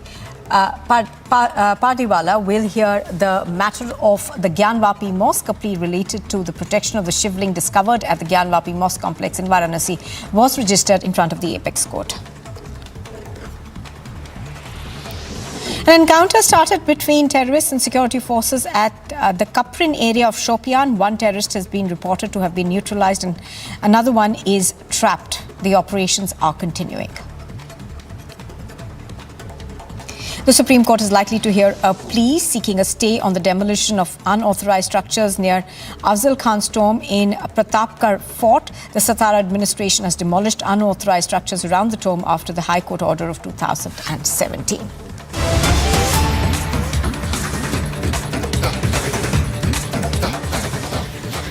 All right, pictures on your screen are of the Prime Minister. I think he's made his way to the Vidhan Sauda right now. He is inaugurating a statue over there. He does have a hectic day today in terms of inaugurations that he will be carrying out in Bengaluru. From here, of course, he's going to be heading to the international airport where he will be inaugurating Terminal 2. He's also unveiling a statue of the city's founder, Kempegowda, at the Vidhan Sauda. So this, of course, are pictures of the Prime Minister paying floral tributes to the statue of Kanakadasa in the Vidhan Sauda. Do remember that this is part of his itinerary. According to what we were told by the Prime Minister's office, he is at the Vidhan Sauda where he pays tributes to Kanakadasa. Later, he then makes his way to the KSR Bengaluru railway station to launch the Vande Bharat train, first in South India. So the Prime Minister over there right now at the Vidhan Sauda, he just arrived a while ago. He's made his way to the Vidhan Sauda where he has paid floral tributes to Kanakadasa and the Valmiki statue as well. I'm going to try and go across to Prajwal in a bit to give us more details in terms of where he's heading now. But I think it is going to be to inaugurate the Vande Bharat train. And do remember that there are also a large number of other development projects that the Prime Minister will be inaugurating while in Bengaluru. The Vande Bharat train, of course, is going to connect Mysuru to Chennai.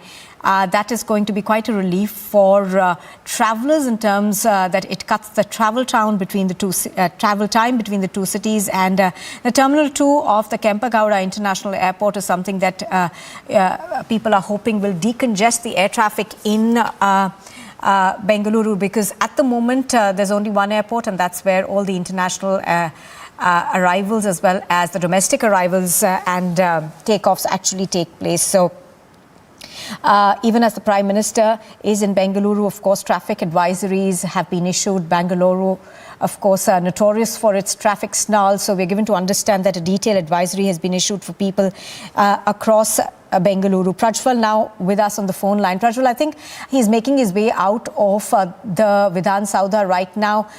Give us a sense of where he's headed and what's up next.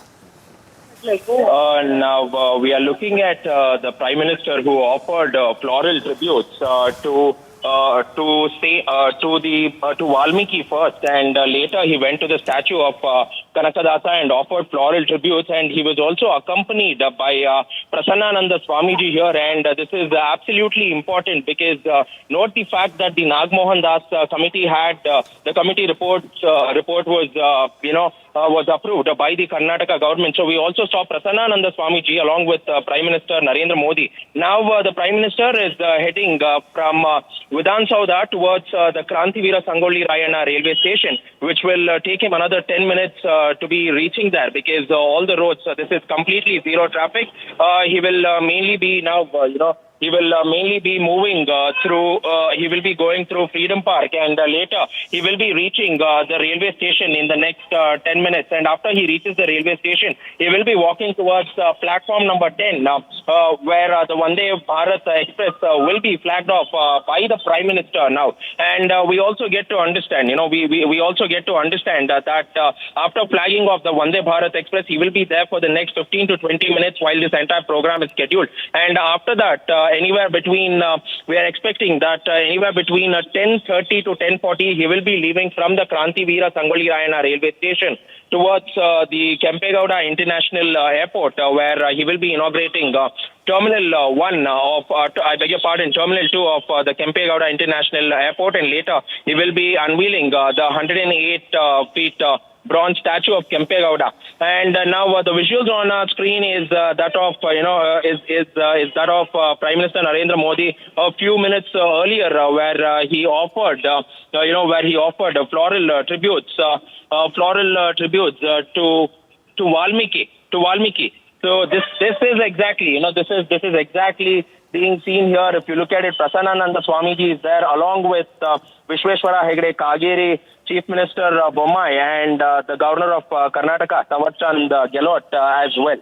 And mainly looking at how the poll prospects are in 2023, this particular event assumes a lot of significance for the upcoming assembly elections as well, because on one hand, the Congress had also gone on to state that it was their government who had gone on to form the Nag Mohan Das committee. But after the report was tabled during the BJP government's time, and now Prime Minister offering a floral tribute over here and standing along with Prasanananda Swamiji is out there sending a big message to all the people who are watching, stating that the BJP government has always been with the scheduled caste and the scheduled tribe, and they will continue to do so. Absolutely. Now, politically also, Prajwal, this is an extremely significant visit of the Prime Minister. The BJP, of course, preparing for those crucial assembly elections which take place next year. So, take us through why it's significant politically. And also the other part that I wanted to ask you was that there's already a battle between the Congress and the BJP over, Terminal 2 of the Kempegowda International Airport. So, take our viewers through both those things. Nupur, mainly the battle between the BJP and the Congress has been has mainly been over the statue of Kempegowda, because the Congress wants to claim victory, wants to claim credit for the fact that they named the Bengaluru International Airport as the Kempegowda International Airport. But then the BJP says that it was their initiative. It was mainly their initiative which was responsible for going on and erecting the statue of Kempegowda, and it has been done in a record time by the BJP government. So there is basically, there is basically the Congress which is going on to blame the BJP, saying that they are taking undue credit for what the Congress had gone on to done. It is not only the Congress who are targeting the BJP here over the statue of Kempegowda. It is also the JDS, because the JDS Supremo has gone on record to state that the BJP has not given him an invite, or else neither bothered to invite him, because he was the former Prime Minister of India as well, so he's not been extended an invite. Right, absolutely. So the political battle also escalating and sharpening over this. Thank you for the moment, Prajwal. We'll come back to you in just a bit. We take a very short break here on Republic TV. When we return, we bring you more news. Stay with us.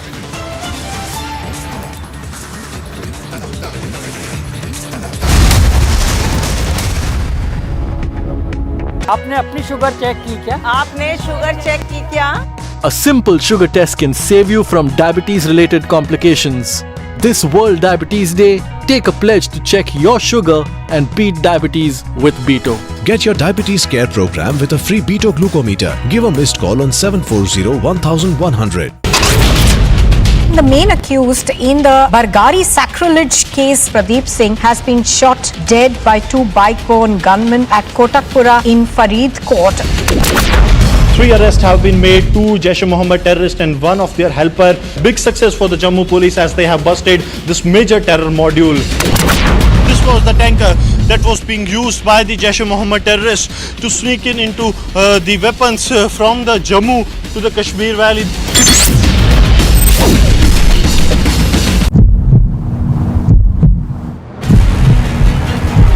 BJP state president walking towards the protesters, demanding the resignation of Arya Rajendran, the mayor. At the same time, water cannons and tear gas are being used.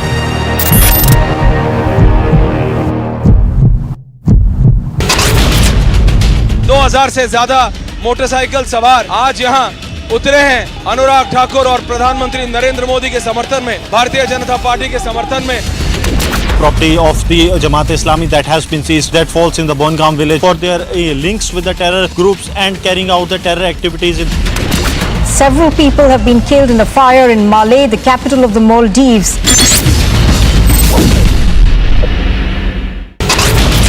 From the first rally spot of Anurag Thakur, this is Shimla Grameen. People here, women, children, youngsters, elders have come out. First time I'm seeing early in the morning. Tipu Jayanti celebrations, there has been a low-key response for this entire celebrations in the Hubli Idgah Maidan. The BJP is taking out a massive protest outside the corporation demanding resignation of the mayor of Thiruvananthapuram.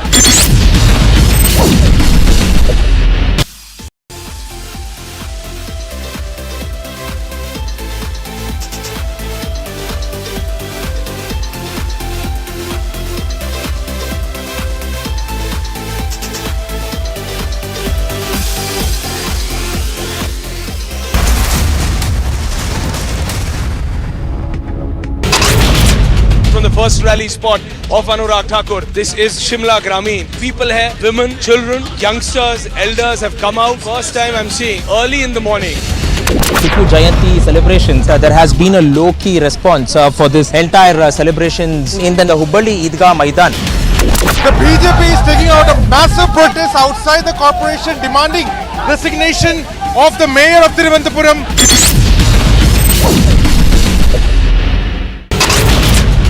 The main accused in the Bargari sacrilege case, Pradeep Singh, has been shot dead by two bike-borne gunmen at Kotakpura in Faridkot. 3 arrests have been made, 2 Jaish-e-Mohammed terrorists and 1 of their helper. Big success for the Jammu police as they have busted this major terror module.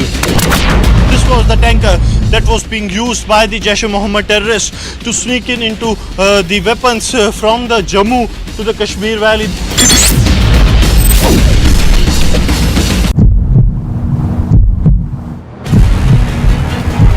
BJP state president walking towards the protesters demanding the resignation of Arya Rajendran, the mayor. At the same time, water cannons and tear gas are being used.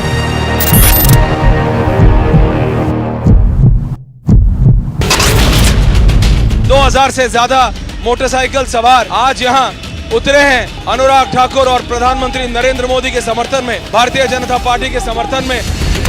Property of the Jamaat-e-Islami that has been seized, that falls in the Bongaon village for their links with the terror groups and carrying out the terror activities. Several people have been killed in a fire in Malé, the capital of the Maldives.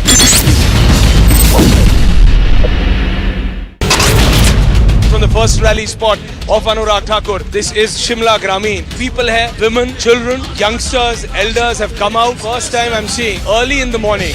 Tipu Jayanti celebrations, there has been a low-key response for this entire celebrations in the Hubli Idgah Maidan. The BJP is taking out a massive protest outside the corporation demanding resignation of the mayor of Thiruvananthapuram.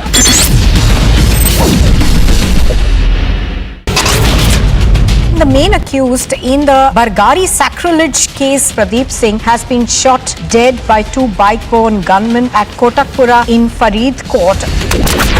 3 arrests have been made, 2 Jaish-e-Mohammed terrorists and 1 of their helper. Big success for the Jammu police as they have busted this major terror module.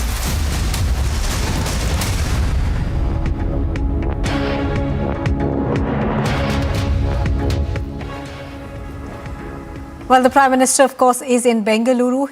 Right now, he is at the Vidhan Sauda, where he has paid tributes to the Saint Kanakadasa. Thereafter, of course, he will also be at the statue of Kempegowda and Valmiki. So the Prime Minister then makes his way, and he's going to be inaugurating the Vande Bharat train that's going to be between Mysuru and Chennai. Now, that's a train that hopefully will ease travellers' woes, because it does cut down the travel time between Mysuru and Chennai by almost half. Right now, of course, the Prime Minister, flanked by various senior leaders of the BJP, paying his tributes at the Vidhan Sauda. Do remember that this is also being looked upon as a political visit, because the BJP is hoping to be able to cash in on this in the upcoming elections. Prajwal is joining us, and he's going to be taking us through the program of the Prime Minister and also telling us more about the significance of this. So, Prajwal, we were talking about how politically significant this visit is for the BJP.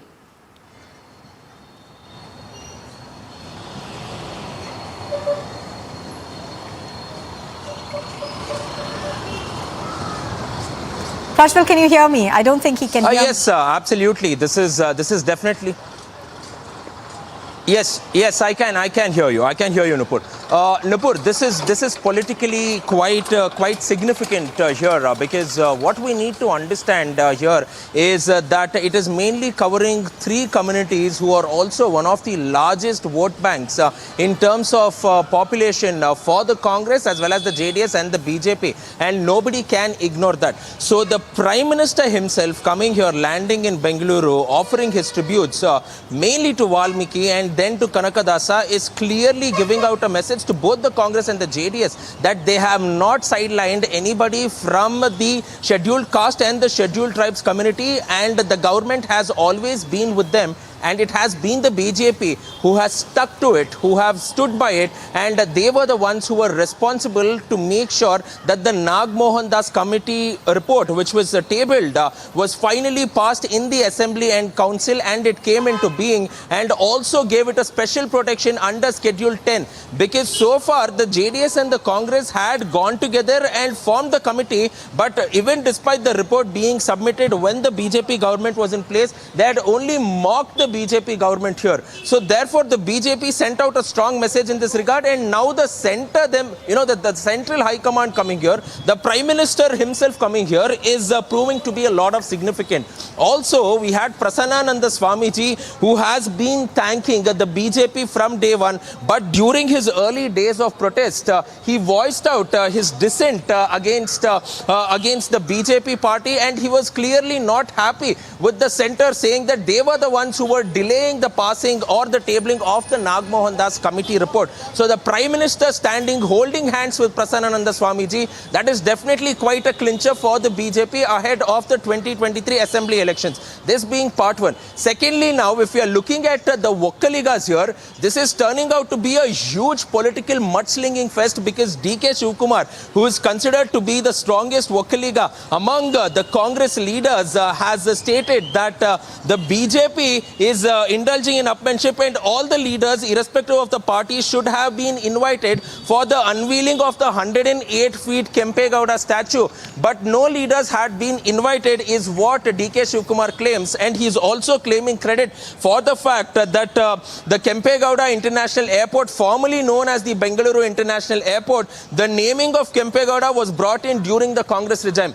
Yes, the naming was brought in, but then the Congress also had gone on to promise that they will be erecting a statue of Kempegowda, but it never happened during that time. कि इस वक्तव्य को मजबूत करती हुई Vande Bharat express, आप देख रहे थे तस्वीरें, इसे हरी झंडी दिखाकर रवाना करेंगे प्रधानमंत्री, बेंगलुरु में है, और ये देश की 5वीं वंदे भारत एक्सप्रेस ट्रेन होगी। दक्षिण भारत में इस तरह की ये पहली ट्रेन है। तो जिस तरह से वंदे भारत अपनी गति, सुरक्षा,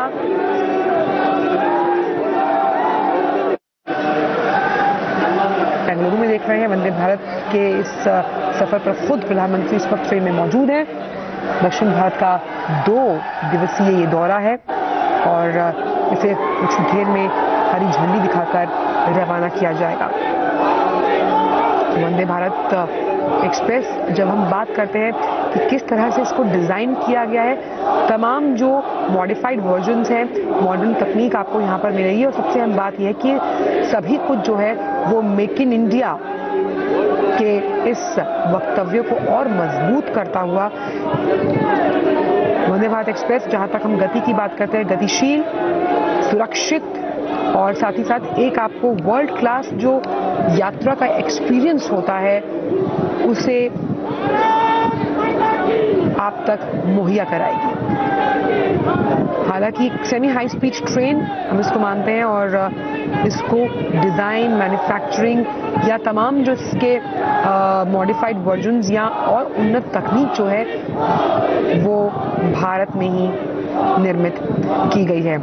तो दक्षिण भारत के 2 दिन के दौरे पर प्रधानमंत्री हैं। आप देख सकते हैं प्रधानमंत्री हाथ हिलाकर अभिवादन करते हुए, और अभी कुछ देर में इसी वंदे भारत एक्सप्रेस को, जो कि चेन्नई मैसूर वंदे भारत एक्सप्रेस है, इसी ट्रेन की सौगात मिलने वाली है बेंगलुरु वासियों को। देश की 5वीं, दक्षिण भारत की पहली वंदे भारत ट्रेन, जिसकी शुरुआत आप देख सकते हैं, ये ऐतिहासिक पल जिसके साक्षी हम बन रहे हैं। इसे हरी झंडी दिखाएंगे अभी कुछ ही मिनटों में प्रधानमंत्री नरेंद्र मोदी, और इसके साथ ही कुछ देर में भारत गौरव काशी जो ट्रेन है उसको भी हरी झंडी दिखाकर रवाना किया जाएगा। वंदे भारत एक्सप्रेस अपने आप में सुगमता के लिहाज से काफ़ी अहम, और जब हम बात करते हैं कि एक एक्सपीरियंस यात्रा का सुगम बनाता हुआ, आप देख सकते हैं प्रधानमंत्री वंदे भारत एक्सप्रेस को 5वीं ट्रेन दक्षिण भारत के लिए झंडी दिखाते हुए, वंदे भारत एक्सप्रेस देश की 5वीं, दक्षिण भारत की पहली वंदे भारत ट्रेन को हरी झंडी दिखाते हुए प्रधानमंत्री नरेंद्र मोदी। चेन्नई, बेंगलुरु, मैसूर की जो कनेक्टिविटी है, आप देखिए रेल मंत्री अश्विनी वैष्णव भी वहां मौजूद हैं। तो कनेक्टिविटी के लिहाज से वंदे भारत गतिशीलता को आगे बढ़ाती हुई, और ये जब पटरी पर वंदे भारत चलती है तो कहीं ना कहीं देश की आर्थिक व्यवस्था की एक मजबूत तस्वीर आप देख सकते हैं। तो वंदे भारत चल पड़ी है, देश की 5वीं, दक्षिण भारत की पहली ट्रेन वंदे भारत, जिसे हरी झंडी दिखाई प्रधानमंत्री नरेंद्र मोदी ने, साथ उनके मौजूद थे रेल मंत्री अश्विनी वैष्णव। और बता दें कि चेन्नई मैसूर वंदे भारत का जो ट्रायल था, ट्रायल रन चेन्नई के MG Ramachandran central railway station से शुरू हुआ था। दक्षिण भारत के 2 दिन के दौरे पर प्रधानमंत्री नरेंद्र मोदी और वंदे भारत एक्सप्रेस ट्रेन को प्रधानमंत्री ने दिखाई है हरी झंडी। यात्रा का एक ऐसा अनुभव जो साफ तौर पर ये दर्शाता है कहीं ना कहीं भारत का कद, जब हम कनेक्टिविटी के लिहाज से बात करते हैं, मॉडर्न ट्रेन्स की बात करते हैं, उसमें लगातार बढ़ता हुआ। और ये जो तमाम वंदे भारत ट्रेन्स हैं जानी जाती हैं अपनी स्पीड के लिए, तो खास तौर पर यात्रा को आरामदायक और गतिशील बनाने के लिए वंदे भारत एक्सप्रेस को हरी झंडी दिखाई प्रधानमंत्री नरेंद्र मोदी ने। तो IRCT की तरफ से, सरकार की तरफ से मेक इन इंडिया का जो अभियान है उसे मजबूती दी जा रही है। Vande Bharat train make in India की कामयाबी का एक बेहतरीन उदाहरण है, और वो बेहतरीन उदाहरण इसलिए क्योंकि जब भी हम किसी भी राज्य तक पहुंचने की बात करते हैं, कनेक्टिविटी बहुत बड़ा इशू होता है। तो कनेक्टिविटी के लिहाज से इस तरह की ट्रेन जो है जिसे सौंपा गया है बेंगलुरु की जनता को, वो सबसे अहम। तो वंदे भारत ट्रेन देश की जो पहली थी वो 15 फरवरी को चलाई गई थी दिल्ली कानपुर वाराणसी के रूट पर, और ये 5वीं है जिसे प्रधानमंत्री ने झंडी दिखाई है। और मेक इन इंडिया कामयाबी का एक बेहतरीन उदाहरण चेन्नई मैसूर वंदे भारत का ट्रायल रन जो था, मैंने आपको बताया कि चेन्नई के MG Ramachandran station railway station से शुरू हुआ। इसका जो ट्रायल रन का वीडियो है उसे भी ट्विटर पर पोस्ट किया गया था। तो ये ट्रेन जो है किस तरह से यात्रा के अनुभव को काफ़ी बेहतरीन बनाती है, वो हमने बाकी जो ट्रेन्स चली उनमें देखा। और अब क्योंकि ये 5वीं है तो हम मान सकते हैं कि लगातार आत्मनिर्भरता के साथ मेक इन इंडिया के इस मिशन को और ज़्यादा मजबूत करती हुई। और जिस तरह से प्रधानमंत्री ने 15 अगस्त 2021 की अगर बात करें तो लाल किले की प्राचीर से ये ऐलान किया था कि अगले साल तक सरकार की ये योजना है कि 75 शहरों को सेमी हाई स्पीड जो ट्रेन है यानी कि वंदे भारत उससे जोड़ना है। तो उस लिहाज उस क्रम में उस चरणबद्ध तरीके से अपने कार्य को सरकार करती हुई प्रतिबद्धता के साथ। और वंदे भारत के बारे में जिस तरह से हम देख पा रहे हैं तस्वीरें आप अश्विनी वैष्णव बताते हुए, हमने कई बार देखा कि खुद प्रधानमंत्री ने भी इस तरह ट्रेन में सफर करके जो तमाम वहाँ उसको बनाने वाले लोग हैं उनसे भी उनके अनुभव साझा किए हुए हैं, जो उसमें यात्रा करते हैं उनसे भी उनके अनुभव साझा किए हुए हैं। तो रेलवे बोर्ड सरकार इसी योजना पर कि भाई 75 से ज़्यादा ट्रेन चलाई जाएंगी, जोड़ा जाएगा एक राज्य से दूसरे राज्य को, इस पर तेजी से रेलवे बोर्ड काम कर रहा है, त्वरित कार्रवाई कर रहा है, आप देख सकते हैं। और ये दूसरा कर्नाटका भारत गौरव काशी दर्शन, इसको भी प्रधानमंत्री हरी झंडी दिखाएंगे। यानी कि यहाँ से ये ट्रेन काशी के विभिन्न स्थानों का दर्शन का अनुभव लोगों को करवाएगी।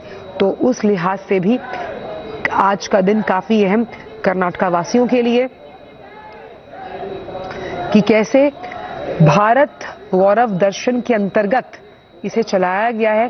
और ये वानगी है उस संस्कृति को, उस सभ्यता को, उस लोक संस्कृति को आपस में जोड़ते हुए कैसे सीधे दक्षिण से काशी तक का सफर भारत गौरव काशी दर्शन इस ट्रेन की वजह से, और इसे भी प्रधानमंत्री हरी झंडी दिखाते हुए।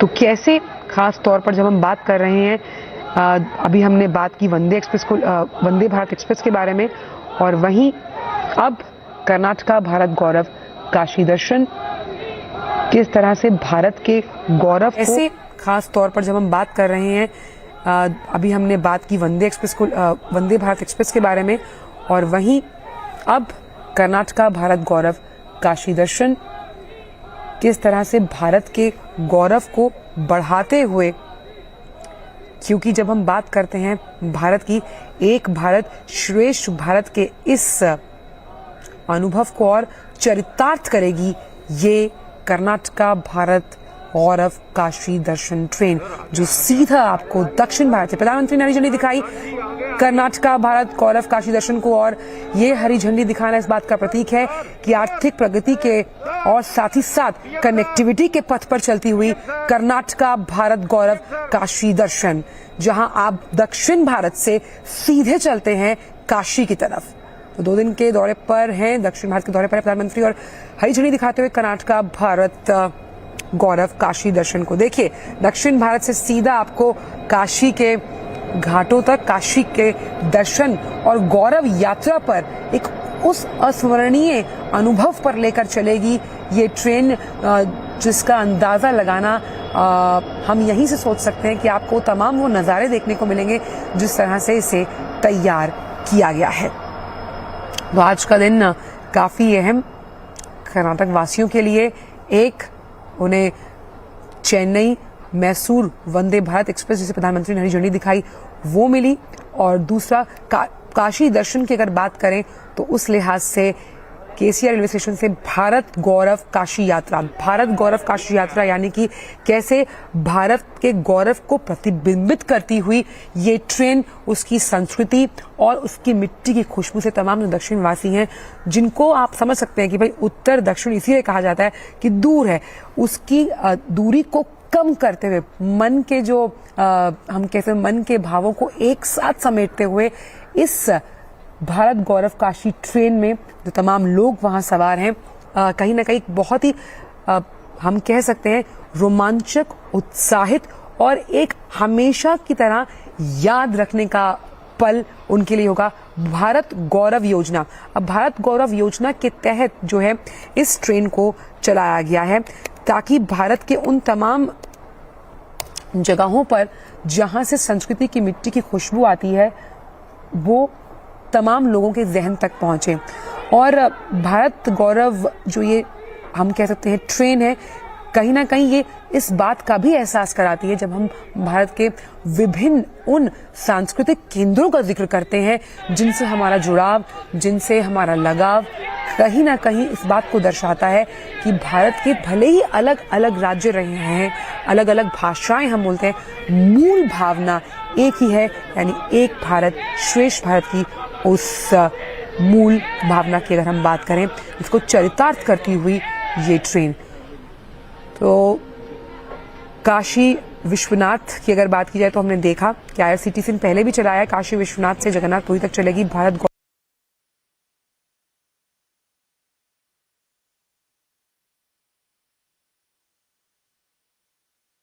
of the Prime Minister as he flags off the Vande Bharat Vande Bharat train from which is going to be running from Mysore to Chennai. It is expected to cut down the travel time by quite a bit. The Prime Minister, of course, is in Bengaluru. He is going to be inaugurating a host of development projects, infrastructure projects that are aimed at making travel particularly easier. Now, of course, he will also be inaugurating the Terminal 2 of the Kempegowda International Airport. That's perhaps after this is over. There is, of course, also the fact that the Prime Minister earlier on laid out floral tributes to Kempegowda as well as Valmiki at the Vidhan Sauda. Right now, flagging off the Vande Bharat train. He's also flagged off the Darshan Kashi Express over there. Pictures on your screen are of the Prime Minister flagging off the Darshan Kashi Express train. The Prime Minister, of course, has been pushing on infrastructure development across the country, and we have seen this as a trait of the Modi government in terms of the push that they have given to infrastructure development in the country. Prajwal continues to be with us. Prajwal, the Prime Minister also flagging off the Darshan Kashi Express after the Vande Bharat train. Now, give us more details in terms of how these trains could essentially boost travel and help travelers. The Vande Bharat train, of course, is going to be extremely important because we are told that it will cut down the travel time from Mysuru to Chennai, which is something that has been high on the railways agenda. Absolutely, because every now and then the Mysuru MP Pratap Simha had also demanded that there should be trains which should be introduced directly from Mysuru to Chennai to cut down the travel time, because that is one of the major problems for people of Mysuru to be travelling all the way to Chennai, where they will have to come through Bengaluru, and this is turning out to be a hassle. But now, because of the Vande Bharat Express at full speed, it will clock at only 3 hours flat, where you can reach Chennai, where you can go on and reach Chennai from Mysuru. But but from accordingly, from what we understand, the Vande Bharat Express will only be traveling at a speed of 80 to 100 kilometers, meaning to say that it will take a travel time of 6.5 hours, which also includes 2 stops over here, one in Bengaluru and one near the Mysuru Katpadi. And the tickets for the executive coach is anything between 2,200 to 2,300 rupees, and for the general coach it is 1,100 to 1,234 rupees for those boarding the train from Chennai to Mysuru. From Mysuru to Chennai for the general coaches it will be 1,300 to 1,400 rupees, and for this was for the normal seat, and for the executive coach it will be costing anywhere between 2,450 to 2,600 rupees as well. So this is coming at this is coming at quite a price here, because the people will in fact go on and spend much more if they are going to travel by travel by their own vehicle, and also traveling by bus will definitely go on and take a lot of time. So this was one of the most important things in connecting Mysuru and Chennai, because the problem has always been between Mysuru and Chennai and never been Bengaluru and Chennai, because there is the Shatabdi Express and many other trains too. So this was on the topmost priority of the BJP government, especially saying that this had to be done in from Karnataka, basically from Mysuru to Chennai as well. So definitely quite a big boost, quite an infra push, and especially this is definitely a gift for the people of Mysuru in this regard. Absolutely. As Prajwal is saying, this obviously is going to be a boost for travelers. But apart from that, also the Kashi Express. Now, one of the concerns in terms for the Indian Railways has been boosting connectivity from down south to up north. So this is something that will help access the pilgrimage site of Kashi easily. Prajwal?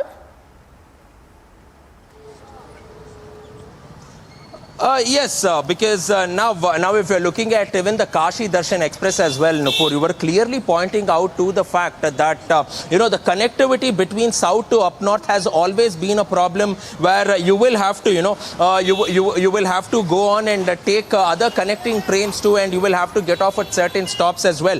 But now this is one of the first train, this is one of the first Gaurav trains which is chugging off from Bengaluru towards Kashi. And now we are getting also to, it is also now being understood that all the 547 tickets which was there for this particular train was booked off today when Prime Minister Narendra Modi flagged off and it has already left to Kashi. And from what we understand, it will, this particular Kashi Express which is leaving from Karnataka will go on and take trips, it will go on and take pilgrims through the ancient cities of Varanasi, Ayodhya and Prayagraj as well. So definitely quite a huge boost, especially for the tourism sector and also for all those pilgrims making their lives easier while they go on the pilgrimage to the holy city of Kashi.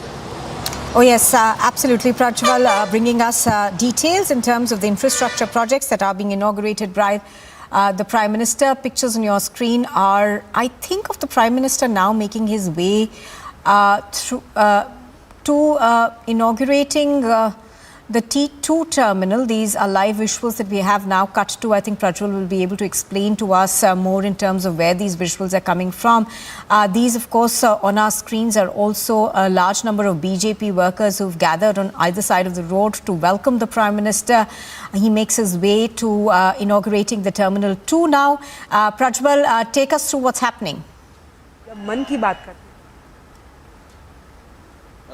These visuals, Nupur, these visuals were from much earlier where, many of the people had gone on to gather at the Vidhan Sauda while the Prime Minister was en route from the HAL airport to Vidhan Sauda to offer a floral tribute to Kanakadasa, to the Saint Kanakadasa as well as Valmiki too. And at that point of time, in fact, the Prime Minister stood, waved his hands at, the crowd as well. So those visuals which you also saw on the screens were those of the Prime Minister Narendra Modi while he was about to enter Vidhan Sauda, where he did go on and greet the crowd. And it was not only the BJP supporters but also the common people who had come up in large numbers to get a glimpse of Prime Minister Narendra Modi. Oh yes, absolutely. So as Prajwal is pointing out, a large number of the BJP cadre over there welcoming the Prime Minister into Bengaluru. Now, Prajwal, we were earlier talking about how important politically this visit is for the BJP. They are, of course, hoping that they will reap the gains of all these infrastructure projects and the development work that, the Prime Minister is showcasing today in the upcoming assembly elections.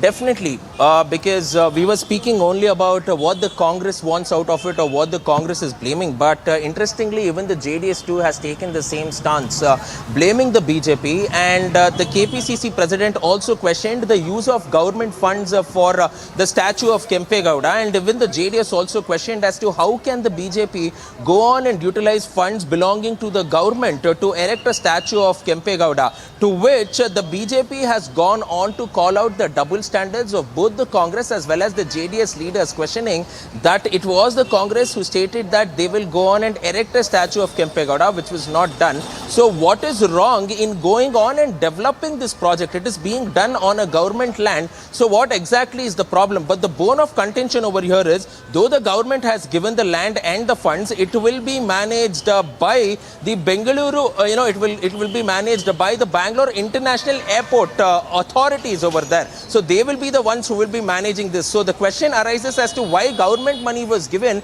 if a private authority is going on and managing this entire 16-acre area, which also has the bronze statue, 108 feet statue of Kempe Gowda. And also let us understand that this is something more of a war for votes of Vokkaligas in Karnataka, because we have always understood, the people, mainly the people have always understood that when it comes to Vokkaligas, the undisputed leader in Karnataka has always been the JDS Supremo, H.D. Devegowda. And therefore, for the JDS prospects in 2023, especially in the old Mysuru region and the Hassan Karnataka region, this is very important. And therefore, the BJP is trying to make inroads into this particular area, but there is not one particular leader from the Vokkaliga community in BJP who has been able to get foothold, and it seems to be split in this particular way. Whereas the Congress, if you look at it, DK Shivkumar wants to take over the mantle and wants to come out as the undisputed Vokkaliga leader from Congress as well as Karnataka too, because we are speaking about around 30 to 32% vote share in terms of the Vokkaligas as well. So all the three parties eyeing it, and therefore the statue has become the center of controversy over here, which is Kempe Gowda, because the founder, the Nadaprabhu, or the founder of Bengaluru, the 16th century chieftain, was prominent in making sure that Bengaluru was developed as well, and brought in a lot of infrastructure to the city, and he's regarded very highly as well. So now looking at it, this is definitely quite interesting as to what might happen, but this is also quite a big infrastructure boost for the people of Karnataka and Bengaluru. On this note, we'll quickly slip into a short break, but more news and updates on the other side. Stay tuned, only on Republic.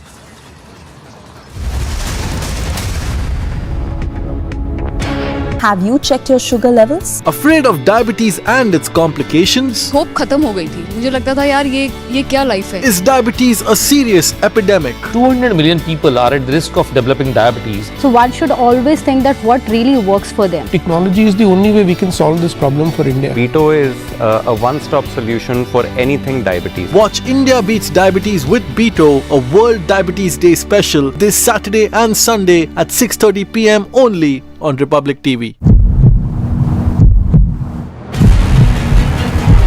BJP state president walking towards the protesters, demanding the resignation of Arya Rajendran, the mayor. At the same time, water cannons and tear gas are being used.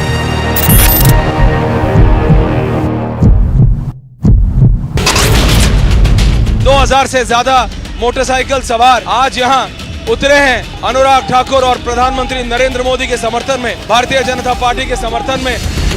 Property of the Jamaat Islami that has been seized, that falls in the Bongaon village for their links with the terror groups and carrying out the terror activities. Several people have been killed in a fire in Malé, the capital of the Maldives.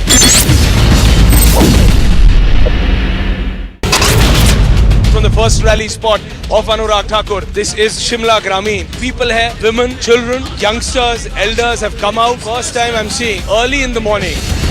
Tipu Jayanti celebrations, there has been a low-key response for this entire celebrations in the Hubli Idgah Maidan. The BJP is taking out a massive protest outside the corporation, demanding resignation of the mayor of Thiruvananthapuram.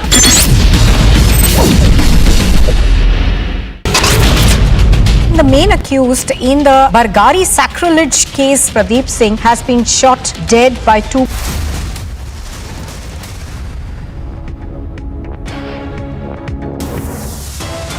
Top headlines at 10:30. Shameless defense of right accused Titler by the Congress, says Jagdish Titler has been punished. Face-off between Kerala government and governor escalates after Chief Minister Pinarayi Vijayan and Arif Muhammad Khan as Chancellor of deemed to be university. BJP lambasts Pinarayi Vijayan's government over removal of a governor, calls removal illegal and undemocratic.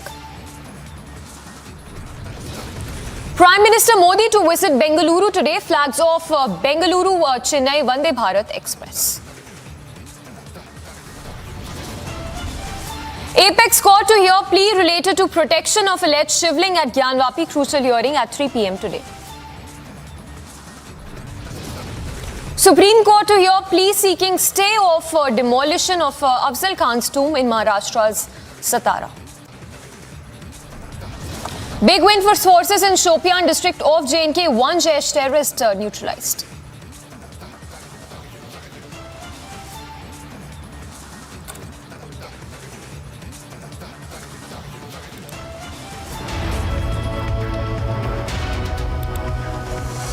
Thanks for tuning in this Friday morning. We are live and breaking. I'm Samiksha Srivastava. We have a lot lined up for you with the next half an hour. Straight up starting with breaking news coming in from J&K. We understand a suspected Pak drone that was spotted in Kathua. The drone movement was spotted in Banyadi village of Hiranagar area in Kathua of J&K. In fact, the movement that was spotted early this morning, the police meanwhile has launched searches after locals reported suspected drone movement in the area. So that's the latest coming in from J&K, where a suspected Pak drone was spotted in the district. Remember, there have been a lot of infiltration attempts in the past few days, and the latest, of course, coming in where a suspected Pak drone was spotted in J&K's Kathua. Well, we'll put out those visuals also of that suspected drone that was spotted by locals in Kathua. But Gursimran getting us this breaking. We'll go across to Gursimran as well for more on that. But we understand that the search operations and invest probe is underway. Gursimran joining us live from Jammu.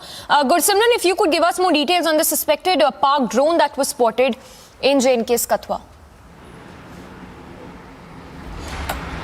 See, Samiksha, it was today early morning at around 4 that the locals spotted a suspected Pakistani drone movement in the area, after which the Jammu and Kashmir police and the security forces were informed of the same. The locals have recorded some visuals of this Pakistani drone that was hovering in their area and later went back to the Pakistani territory. The Jammu and Kashmir police, along with the CRPF and the border security force, have launched a search operation in the area. Nothing suspected has been found so far, but keeping in view the imminent threat that is being posed by the Pakistani drones, the forces are on the alert. If we speak of last 1 month, there have been 4 incidents where Pakistani drones have been shot down in the Amritsar and Gurdaspur area, which is very near to the Kathua district of Jammu and Kashmir, and that's why the forces are taking nothing at chance, and the intensified searches are on in the entire area so as to ensure that there has been no weapon or narcotics dropping by the Pakistani drone, because in the recent past the Pakistan has been using drone to push in weapons into the Indian territory.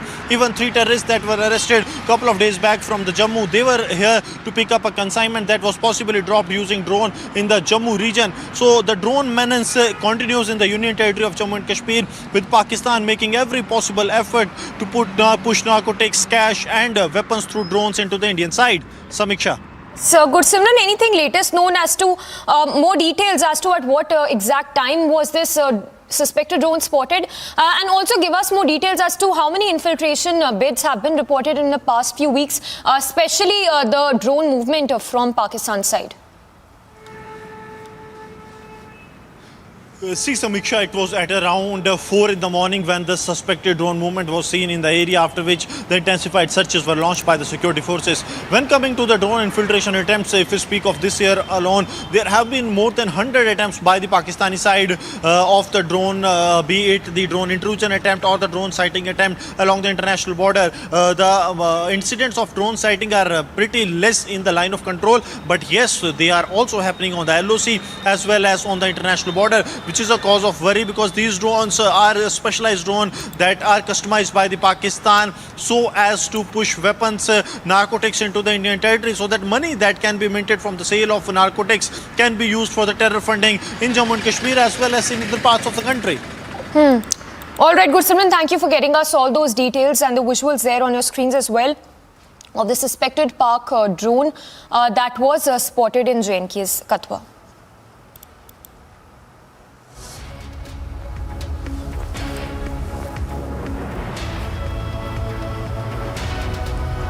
Search operations, meanwhile, are still underway as a suspected Pak drone was spotted early this morning.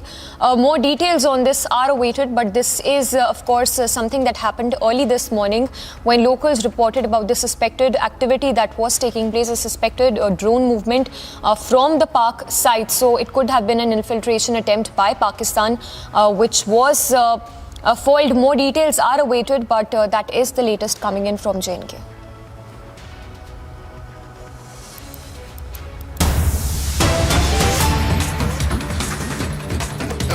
All right, more breaking news coming in. This one from Punjab, where the state police intel unit as well as the Delhi police counter intelligence unit have identified all the 6 shooters and accused pertaining to the killing of Dera Sacha Sauda follower Pradeep Singh, who was shot dead in Faridkot yesterday. Further raids are underway as we speak. But the latest coming in on the Faridkot killing, the shooters have been identified in all. 6 shooters and accused pertaining to the killing of Pradeep Singh have been have been identified. More details are awaited on this. We'll try and go across to Amandeep for more on that. But remember the CCTV as well that came in, CCTV visuals that came in yesterday of Pradeep Singh, who is an accused in a sacrilege case. He was shot dead. And that is, in fact, the CCTV on your screens as well. We understand that all the 6 shooters have been identified. More details are awaited on this, on whether these shooters have been arrested by the state police or not. We also have Amandeep joining us for more on that. Amandeep, if you could give us more details on whether the 6 identified shooters have been arrested by the Punjab Intel and the Delhi police. Well, Samiksha, the point is that the Punjab police have grabbed the pictures from the CCTV camera. And in fact, now that pictures have been circulated among the adjoining areas to exactly identify those persons who are involved in the killing of Pradeep Singh. And even so far, their identification is not able to ascertain by the police. And even they are continuously mapping, they are raiding the multiple locations where the suspects are. And in fact, these pictures have been circulated. Just because these pictures are the grabs of CCTV camera from where they are trying to identify the people involved into the killing of Pradeep Singh. But so far, police have not arrested a single person just because their identification and their motive is unknown to the police. Yes, Samiksha. Yes. Also, Amandeep, if you could once again take us through what really transpired yesterday, the CCTV there on our screens as we speak. But talk to us about how this accused was shot dead in broad daylight yesterday, if I'm not wrong. Well, Samiksha, yesterday when he came to open up his shop, 6 people came on the different bikes and with the weapons, and all of a sudden they started opening fire on Pradeep Singh as well as his security guard. And even the one security guard and one more person injured into this entire shooting incident. And Pradeep Singh shot to death on the spot. And meanwhile, after shooting multiple fires, they all accused managed to flee from the spot. And they fled with bikes. And in fact, the numbers of the bikes are also, police have traced the number of the bikes, and in fact, they are trying to ascertain the details of the suspected people. Just because some of them has covered their faces, but some of them are without any piece of cloth on their faces, and their faces are open, and that is the reason the grabs has been carried out by the police, and that has been circulated from nearby to the nearby and adjoining areas. Just because, Samiksha, when the police conducted their investigation, they have learned that all the 6 accused were from very much that area. Their language is turning to be one of the identification from where they have this clue that the police have the clue that they are from the adjoining areas. They were speaking the local languages after shooting Pradeep Singh and asking each other to flee from the spot. And that is the reason the police is trying to contact the local intelligence sources to identify these people. Yes, Samiksha. Amandeep, very briefly, if you can take us through the timeline, the details about Pradeep Singh. Of course, we know that he was an accused in the 2015 sacrilege case. Anything you can tell us about what probably could have been the motive of the shooters while this person, the accused, was shot dead by these shooters? Well, Samiksha, there must be a deep-rooted conspiracy behind this. Just because in 2015, sacrilege cases reported in Punjab, in Bargadi, in Baibalkala. Later on, the protest was staged by the Sikh community in Kotakpura, and even the firing incident reported in 2015 itself. 2017, Congress came into the power by making this promise that the justice will be delivered to the sacrilege and the firing cases. But till now, from 2015, justice has not been delivered. Sikh communities and the organizations have raised multiple voices against the government that either deliver justice or they have to face the heat. So now I think this is the the heat now they are facing just because the justice has not been delivered in the Bargadi and Babel Kala sacrilege cases. Samiksha, this is directly connected to the Sikh sentiments. That is the reason. The Bargadi and Babel Kala incident actually shook the entire Punjab, and the Sikh community came on the road seeking the justice. Yes.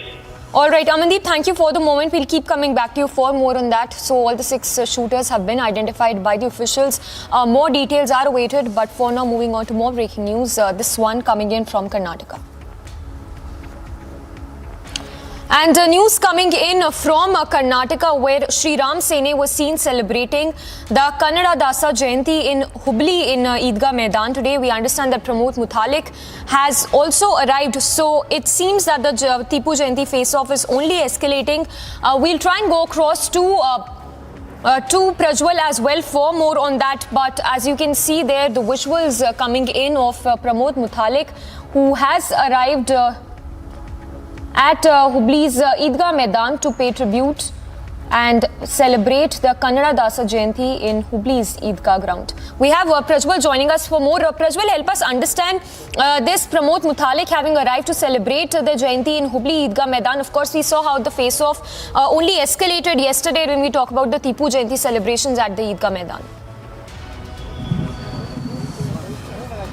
Absolutely, Samiksha, because even when he went on and made an entry, you can clearly see that he had bought Gomutra along with him, the cow urine, and then he started sprinkling it across the entire ground, saying that it is unholy. You know, it is the entire place has become unholy because the Tipu Jayanti celebrations was conducted here, and he also went to the spot where the poster of Tipu Jayanti, the poster of Tipu Sultan was put there, and therefore he also cleansed that place, and then he sprinkled he sprinkled Gomutra there, and he also called out stating that Tipu Sultan is a he's gone on to massacre thousands and lakhs of Hindus, and he's also anti-Kannada as well. So why should they go on and respect? Why should they go on and celebrate something like Tipu Jayanti? And this was absolutely wrong. And now we are also hearing Mr. Muthalik go on and speak about the importance and the prominence of Kanakadasa the saint, and how he has gone on to preach to the society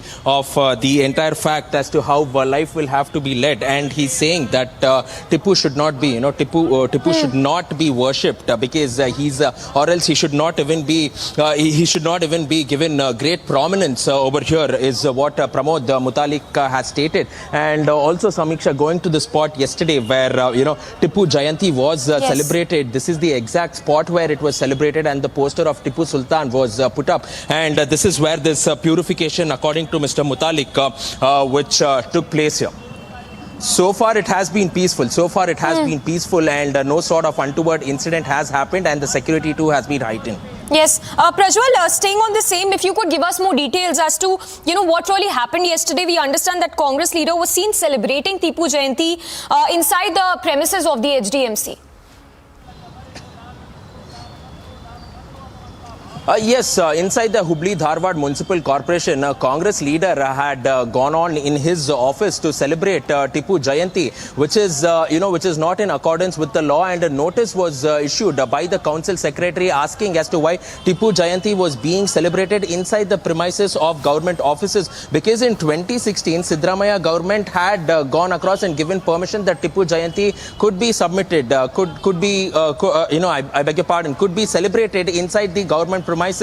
But once the BJP government came, and in 2019 the Karnataka Culture and Development Department passed an order stating that Tipu Jayanti is not a state festival and it should not be celebrated inside the premises of the government offices as well. And a notice has already been issued, and a reply has already been sought by the council secretary, and we should go on and see as to what is going to happen. But the mayor of the Hubli Dharwad Municipal Corporation has gone on and stated that this is definitely befitting. This is not befitting that of a politician, and therefore action will have to be taken before him. So they are waiting. The council secretary is going on and waiting to get a response from the Congress leader, after which he will be charged, and there will be an inquiry which will be launched.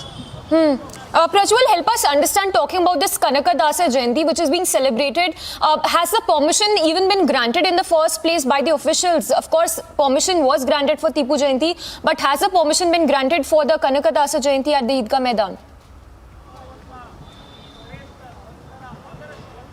Yes, Samiksha, the permission has been given. The permission has been given at the Eidgah Maidan, and this particular permission was taken by Sri Rama Sene and other pro-Hindu organizations as well, and they had paid a sum of 10,000 rupees and taken the permission. And also now going across and understanding, Sri Rama Sene had already stated that they will celebrate all the Jayantis and they will also go on to stop the Tipu Jayanti which was being celebrated. The AIMIM in this particular regard also had gone on to counter Sri Rama Sene, saying that that they will go on to stop Kanakadasa Jayanti celebrations, but nothing of that such has happened. You can also see the security. You can also clearly go across and see that KSRP platoon has been deployed. We are also seeing inspectors, DCP and the Assistant Commissioner of Police over here personally going on to monitor the security over here. So far no sort of untoward incident has happened here, because today the pro-Hindu organizations have come out in large numbers. Their cadres have come out in large numbers,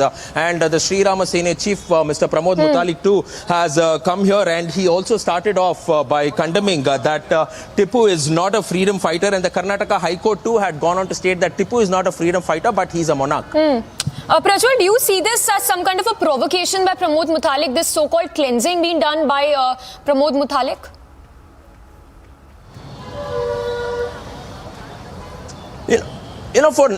For many years, maybe even for decades, Pramod Mutalik has always been against the celebration of Tipu Jayanti, because he calls him a murderer, he calls him a killer. So the act of him going on to sprinkle urine there, that was something which was not needed, and we will have to go across and seek his response in this particular regard. But nevertheless, the permission was already given by the Hubli Dharwad Municipal Corporation. But yes, definitely, it is also an act of provocation that should not have been done, keeping the religious sentiments of all the communities in mind.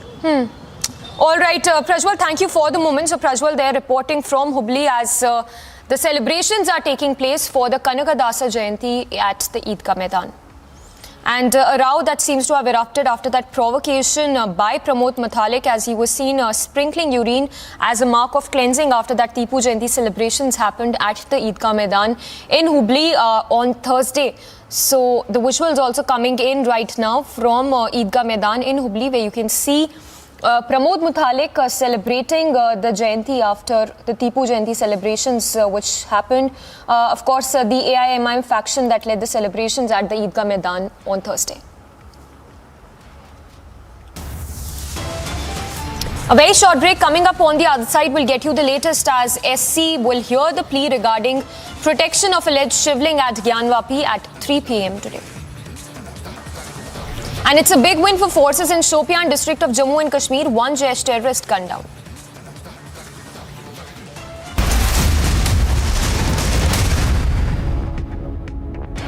Have you checked your sugar levels? Afraid of diabetes and its complications? Hope खत्म हो गई थी. मुझे लगता था यार ये क्या लाइफ है? Is diabetes a serious epidemic? 200 million people are at risk of developing diabetes. So one should always think that what really works for them. Technology is the only way we can solve this problem for India. Beto is a one-stop solution for anything diabetes. Watch India Beats Diabetes with Beto, a World Diabetes Day special this Saturday and Sunday at 6:30 p.m. only on Republic TV.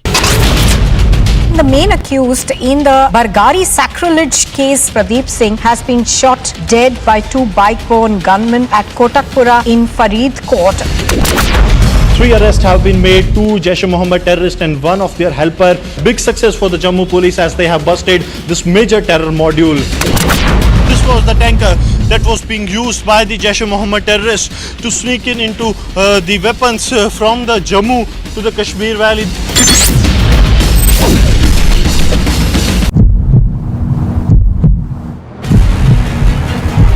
BJP state president walking towards the protesters, demanding the resignation of Arya Rajendran, the mayor. At the same time, water cannons and tear gas are being used.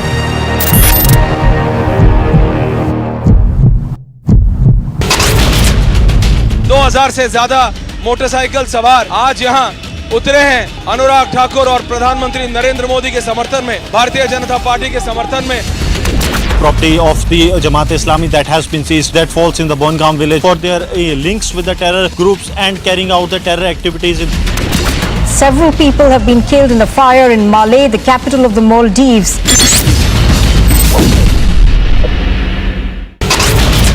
From the first rally spot of Anurag Thakur, this is Shimla Gramin. People here, women, children, youngsters, elders have come out. First time I'm seeing early in the morning. Tipu Jayanti celebrations, there has been a low-key response for this entire celebrations in the Hubli Idgah Maidan. The BJP is taking out a massive protest outside the corporation demanding resignation of the mayor of Thiruvananthapuram.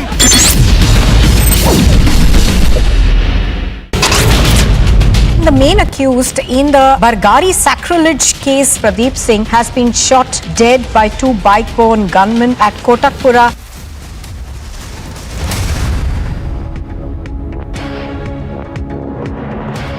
ಮಾಡಿದಂಥ ತಪ್ಪನ್ನು ನಾನು ನಿನ್ನೆನೇ ಹೇಳಿದ್ದೀನಿ, ತಪ್ಪಾಗಿದೆ ಅವ್ರದ್ದು, 100ಕ್ಕೆ 100 ಹೇಳ್ತೀನಿ. ಇದನ್ನು ನಿನ್ನೆ ಮಾಡಿದಂಥ ಏನು ಒಂದು ಅನುಮತಿ ಕೊಟ್ಟಿದ್ದು ತಪ್ಪು, ಎರಡನೇ ಮಾತನೇ ಇಲ್ಲ, ಅದನ್ನು ಒಪ್ಪುವಂಥ ಮಾತನೇ ಇಲ್ಲ. ಇನ್ನು ಒಳಗಡೆ ಮತ್ತೆ ಕಚೇರಿ ಒಳಗಡೆಗೆ ಅವಕಾಶ ಮಾಡಿಕೊಟ್ಟಿದ್ದು ತಪ್ಪು. ನಾನು ಸೊ ಅಲ್ಲಿ ಒಳಗಡೆ ಹೆಂಗೆ ಪ್ರವೇಶ ಹೆಂಗೆ ಕೊಟ್ಟರು, ಅಲ್ಲಿ ಅವಕಾಶ ಯಾವ ಮಾದರಿಯಲ್ಲಿ ಕೊಟ್ರಿ, ಯಾಕೆ ಕೊಟ್ರಿ ಅಲ್ಲಿ? ಈಗಾಗಲೇ ನೀವೇ BJP ಸರ್ಕಾರನೇ ಯಾವುದೇ ಪರಿಸ್ಥಿತಿಯಲ್ಲಿ ನಾವು ಮಾಡೋದಿಲ್ಲ, ಆಚರಣೆ ಮಾಡೋದಿಲ್ಲ ಅಂತ ಹೇಳಿದಂಥವ್ರು ಈಗ ಒಳಗಡೆನೆ ಅವಕಾಶ ಮಾಡಿಕೊಟ್ಟಿದ್ದಾರೆ. ಅವ್ರ ಮೇಲೆ ಕ್ರಮ ತಗೊಳ್ಬೇಕು. ಬಿಜೆಪಿ ದ್ವಂದ್ವ ನಿಲುವು ತಾಳ್ತಾ ಇದೆ. 100ಕ್ಕೆ 100 ದ್ವಂದ್ವ ನಿಲುವು ಇದೆ, ರಾಜಕಾರಣ ಇದೆ, ಇದರ ಲಾಭ ಹಾನಿಗಳ ಯೋಚನೆ ಮಾಡ್ತಾ ಇದ್ದಾರೆ. 100ಕ್ಕೆ 100 ಇದೆ. ಇದು ಕಾನೂನು ಹೋರಾಟ ಮಾಡ್ತೀರಿ ಸರ್? ಕಾನೂನು ಹೋರಾಟ ಮಾಡ್ತೀರಿ? ಅದನ್ನ ಅಡ್ವೊಕೇಟ್ ಜೊತೆ ಕೇಳಿ ನಿಶ್ಚಿತವಾಗಿ ಕಾನೂನು ಹೋರಾಟವನ್ನು ಮಾಡ್ತೀವಿ. ಚುನಾವಣೆ ಸ್ಟಂಟ್ ಮಾಡ್ತಾ ಇದೆ ಅಲ್ಲ, ಎಲ್ಲರೂ ಅವರವ್ರ ಚುನಾವಣೆ ಸ್ಟಂಟನೇ, ಇವೆಲ್ಲವೂ ಕೂಡ ಚುನಾವಣೆ ಸ್ಟಂಟ್ ನಡೀತಾ ಇದೆ. ಟಿಪ್ಪು ಸುಲ್ತಾನನ್ನ ಹಿಡ್ಕೊಂಡು ರಾಜಕಾರಣ ಮಾಡೋದು ಅರ್ಥ ಇಲ್ಲ. ಒಬ್ಬ ದೇಶದ್ರೋಹಿನ ಹಿಡ್ಕೊಂಡು ಇವತ್ತು ರಾಜಕಾರಣ ಮಾಡಬಾರ್ದಾಗಿತ್ತು. ನೀವು ರಾಜಕಾರಣ ಬೇಕಾದ ಮಾಡಿ, ಆದರೆ ಬಿಜೆಪಿಯವರು ಓಲೈಕೆ, ಬಿಜೆಪಿಯವರು ಈ ರೀತಿ ಮಾಡುವಂತಹದ್ದು ಸರಿಯಲ್ಲ ಅಂತ ನನಗೇನು ನಿಮ್ಗೆ ಶೋಭೆ ತರುವುದಿಲ್ಲ ಅಂತ ಅನ್ನುವಂಥದ್ದು ಹೇಳ್ತಾ ಇದ್ದಾರೆ. ರಾಜ್ಯಕ್ಕೆ ಇವತ್ತು ಮೋದಿ ಬಂದಿದ್ದಾರೆ, ಇದ್ರ ಬೆನ್ನಲ್ಲೇ ಇಂಥ ಕೆಲಸಗಳೆಲ್ಲ ಆಗ್ತಿದಾವೆ. ಇಲ್ಲ, ಮೋದಿ ಅವರು ಅವರದೇ ಆದಂಥ ನಿರ್ಧಾರಿತ ಕಾರ್ಯಕ್ರಮದಲ್ಲಿ ಬರ್ತಾ ಇದ್ದಾರೆ.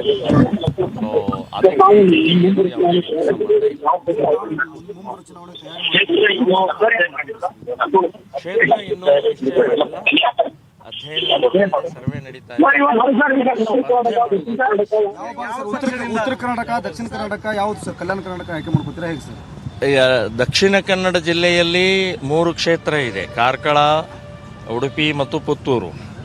ಈ ಕಡೆ ಉತ್ತರ ಕರ್ನಾಟಕದ ಇದರಲ್ಲಿ ಜಮಖಂಡಿ, ತೇರದಾಳ, ಹಳಿಯಾಳ ಇದೆ, ಧಾರವಾಡ ಇದೆ.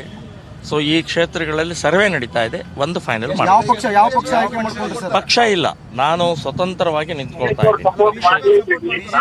ಬಿಜೆಪಿಯವರು ಸಪೋರ್ಟ್ ಮಾಡಲಿ ಬಿಡ್ಲಿ, ನಾನಂತೂ ನಿಂತ್ಕೊಳ್ಳೋದು. ಹಿಂದುತ್ವ ಮೇಲೆ ಬಿಜೆಪಿ ರಾಜಕಾರಣ ಮಾಡ್ತಿದೆ, ಮತ್ತು ತಾವು ಹಿಂದುತ್ವ ಸಂಬಂಧ ಹೋರಾಟ ಮಾಡಿದ್ರು ಸರ್. ಅವ್ರು ನಮ್ಮಂತ ಹಿಂದೂವಾದಿಗಳು ಬೇಡ ಆಗಿದೆ. ಸರ್, ಇವತ್ತು ಏನು ಕನಕದಾಸ ಜಯಂತಿಯಲ್ಲಿ ಒಂದು ಮೆಸೇಜ್ ಅನ್ನ ಕೊಟ್ಟಿದ್ದಾರೆ, ಜಾತಿಗಳ ನಡುವೆ ವೈಷಮ್ಯ ಹೋಗ್ಬೇಕಂತ. ಈ ವಿಚಾರದಲ್ಲಿ, ಧರ್ಮದ ವಿಚಾರದಲ್ಲಿ ಯಾಕೆ ಬರಲ್ಲ ಮೊದಲಿಕ್ಕೆ ಅವರಿಗೆ? ಧರ್ಮಗಳನ್ನ ಒಂದುಗೂಡುವಂತ ಕೆಲಸ ಯಾಕೆ ಆಗಲ್ಲ? ಅಲ್ಲ, ಕುಲ ಅಂತ ಹೇಳಿದ್ರು. ಜಾತಿ ಬಗ್ಗೆ ಇರುವಂತ ಕನಸನ್ನು ಧರ್ಮದ ಒಂದುಗೂಡಿಸುವಂತ ವಿಚಾರಕ್ಕೆ ಯಾಕಿರಲ್ಲ? ನೋಡಿ, ಧರ್ಮವನ್ನು ಜೋಡಿಸುವಂಥ ಕೆಲಸ ಹಿಂದೂ ಧರ್ಮ ಬಹಳ ಪುರಾತನದಿಂದ ಇಲ್ಲಿ ತನಕ ಮಾಡ್ತಾ ಬಂದಿದೆ, ಸೌಹಾರ್ದದ ಹೆಸರಿನಲ್ಲಿ ಮಾಡ್ತಾ ಬಂದಿದೆ. ಒಂದೇ ದೇಶದಲ್ಲಿ 2 ಧರ್ಮ ಇರಕ್ಕಾಗೋದಿಲ್ಲ ಅಂತ ಹೇಳಿನೇ ಜಿನ್ನಾ 1947ರಲ್ಲಿ ಪಾಕಿಸ್ತಾನ್ ನಿರ್ಮಾಣ ಆಗಿದ್ದು ಧರ್ಮದ ಆಧಾರದ ಮೇಲೆ. ಮುಸ್ಲಿಮರು ಹಿಂದೂಗಳು ಒಂದೇ ದೇಶದಲ್ಲಿ ಬದುಕಕ್ಕಾಗೋದಿಲ್ಲ ಅಂತ ಹೇಳಿ ಮಾಡಿದ್ರು ಅವರು. ಆದರೆ ಗಾಂಧೀಜಿಯವರು ಬಹಳ ದೊಡ್ಡ ಅಪರಾಧ ಮಾಡಿದ್ದು ಈ ದೇಶದಲ್ಲಿ ಮುಸ್ಲಿಮರನ್ನ ಇಲ್ಲೇ ಇಟ್ಕೊಂಡಿದ್ದು. ಡಾಕ್ಟರ್ ಅಂಬೇಡ್ಕರ್ ಬಹಳ ಸ್ಪಷ್ಟವಾಗಿ ಹೇಳಿದರು, ಪಾಪ್ಯುಲೇಷನ್ ಎಕ್ಸ್ಚೇಂಜ್, ಜನಸಂಖ್ಯಾ ಬದಲಾವಣೆ ಮಾಡಿ Pakistan.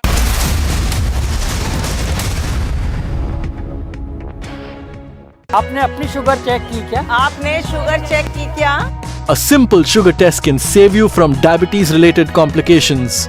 This World Diabetes Day, Take a pledge to check your sugar and beat diabetes with Beto. Get your diabetes care program with a free Beto glucometer. Give a missed call on 740-1100. From the first rally spot of Anurag Thakur, this is Shimla Grameen. People here, women, children, youngsters, elders have come out. First time I'm seeing early in the morning. Tipu Jayanti celebrations, there has been a low-key response for this entire celebrations in the Hubli Idgah Maidan. The BJP is taking out a massive protest outside the corporation demanding resignation of the mayor of Thiruvananthapuram.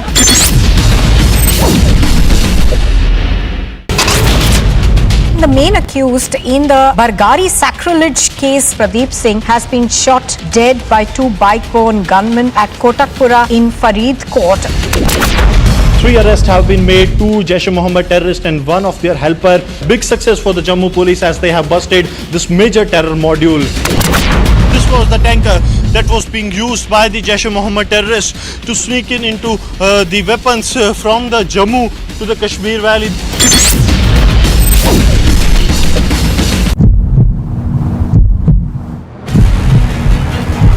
BJP state president walking towards the protesters demanding the resignation of Arya Rajendran, the mayor. At the same time, water cannons and tear gas are being used.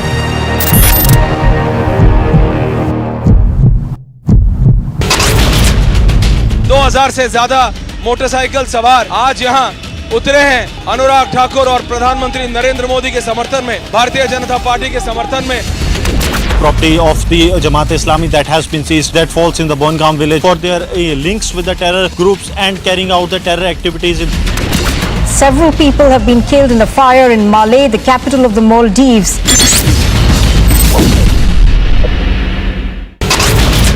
From the first rally spot of Anurag Thakur, this is Shimla Grameen. People here, women, children, youngsters, elders have come out. First time I'm seeing early in the morning. Tipu Jayanti celebrations, there has been a low-key response for this entire celebrations in the Hubli Idgah Maidan.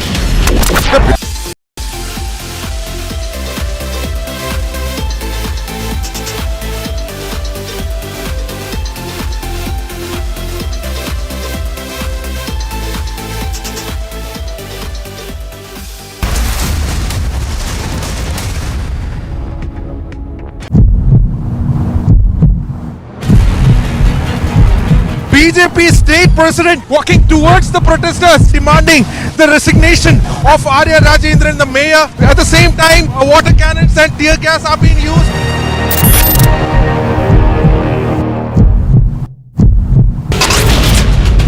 दो हजार से ज्यादा motorcycle सवार आज यहाँ उतरे हैं अनुराग ठाकुर और प्रधानमंत्री नरेंद्र मोदी के समर्थन में, भारतीय जनता पार्टी के समर्थन में।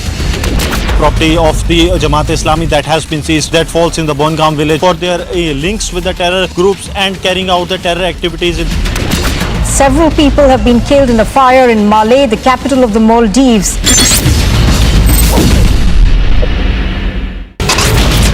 From the first rally spot of Anurag Thakur, this is Shimla Grameen. People here, women, children, youngsters, elders have come out. First time I'm seeing early in the morning.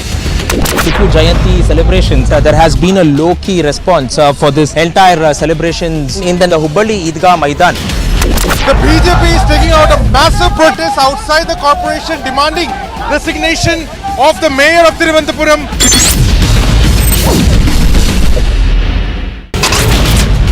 The main accused in the Bargari sacrilege case, Pradeep Singh, has been shot dead by two bike-borne gunmen at Kotakpura in Faridkot. 3 arrests have been made, 2 Jaish-e-Mohammed terrorists and 1 of their helper. Big success for the Jammu police as they have busted this major terror module. This was the tanker that was being used by the Jaish-e-Mohammed terrorists to sneak into the weapons from the Jammu to the Kashmir Valley.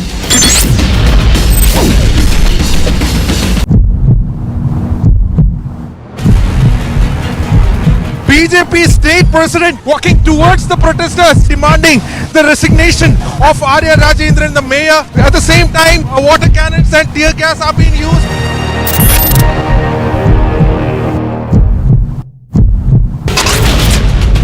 दो हजार से ज्यादा motorcycle सवार आज यहाँ उतरे हैं अनुराग ठाकुर और प्रधानमंत्री नरेंद्र मोदी के समर्थन में, भारतीय जनता पार्टी के समर्थन में।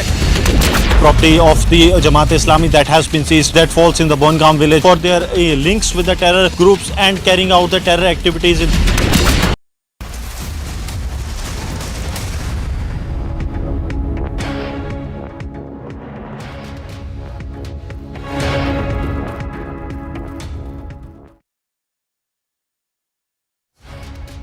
Visuals coming in from Eidgah Maidan in Hubli, where the Shri Ram Sene was seen celebrating the Kanakadasa Jayanti. Prajwal, they're reporting live from Eidgah Maidan in Hubli. So a row that seems to have broken out again. In fact, just a short while back, we also saw Pramod Muthalik, who was doing what seems to be a cleansing after that Tipu Jayanti celebration that was held at the Eidgah Maidan in Hubli on Thursday. Well, those are the visuals coming in right now of the Kanakadasa Jayanti that is being celebrated in Hubli at the Eidgah Maidan. Pramod Muthalik, of course, leading that celebration of the Kanakadasa Jayanti at the Eidgah Maidan. So after the AI-MIM faction celebrated the Tipu Jayanti at the Eidgah Maidan in Hubli, we have the Shri Ram Sene chief who was seen performing puja at the Eidgah Maidan.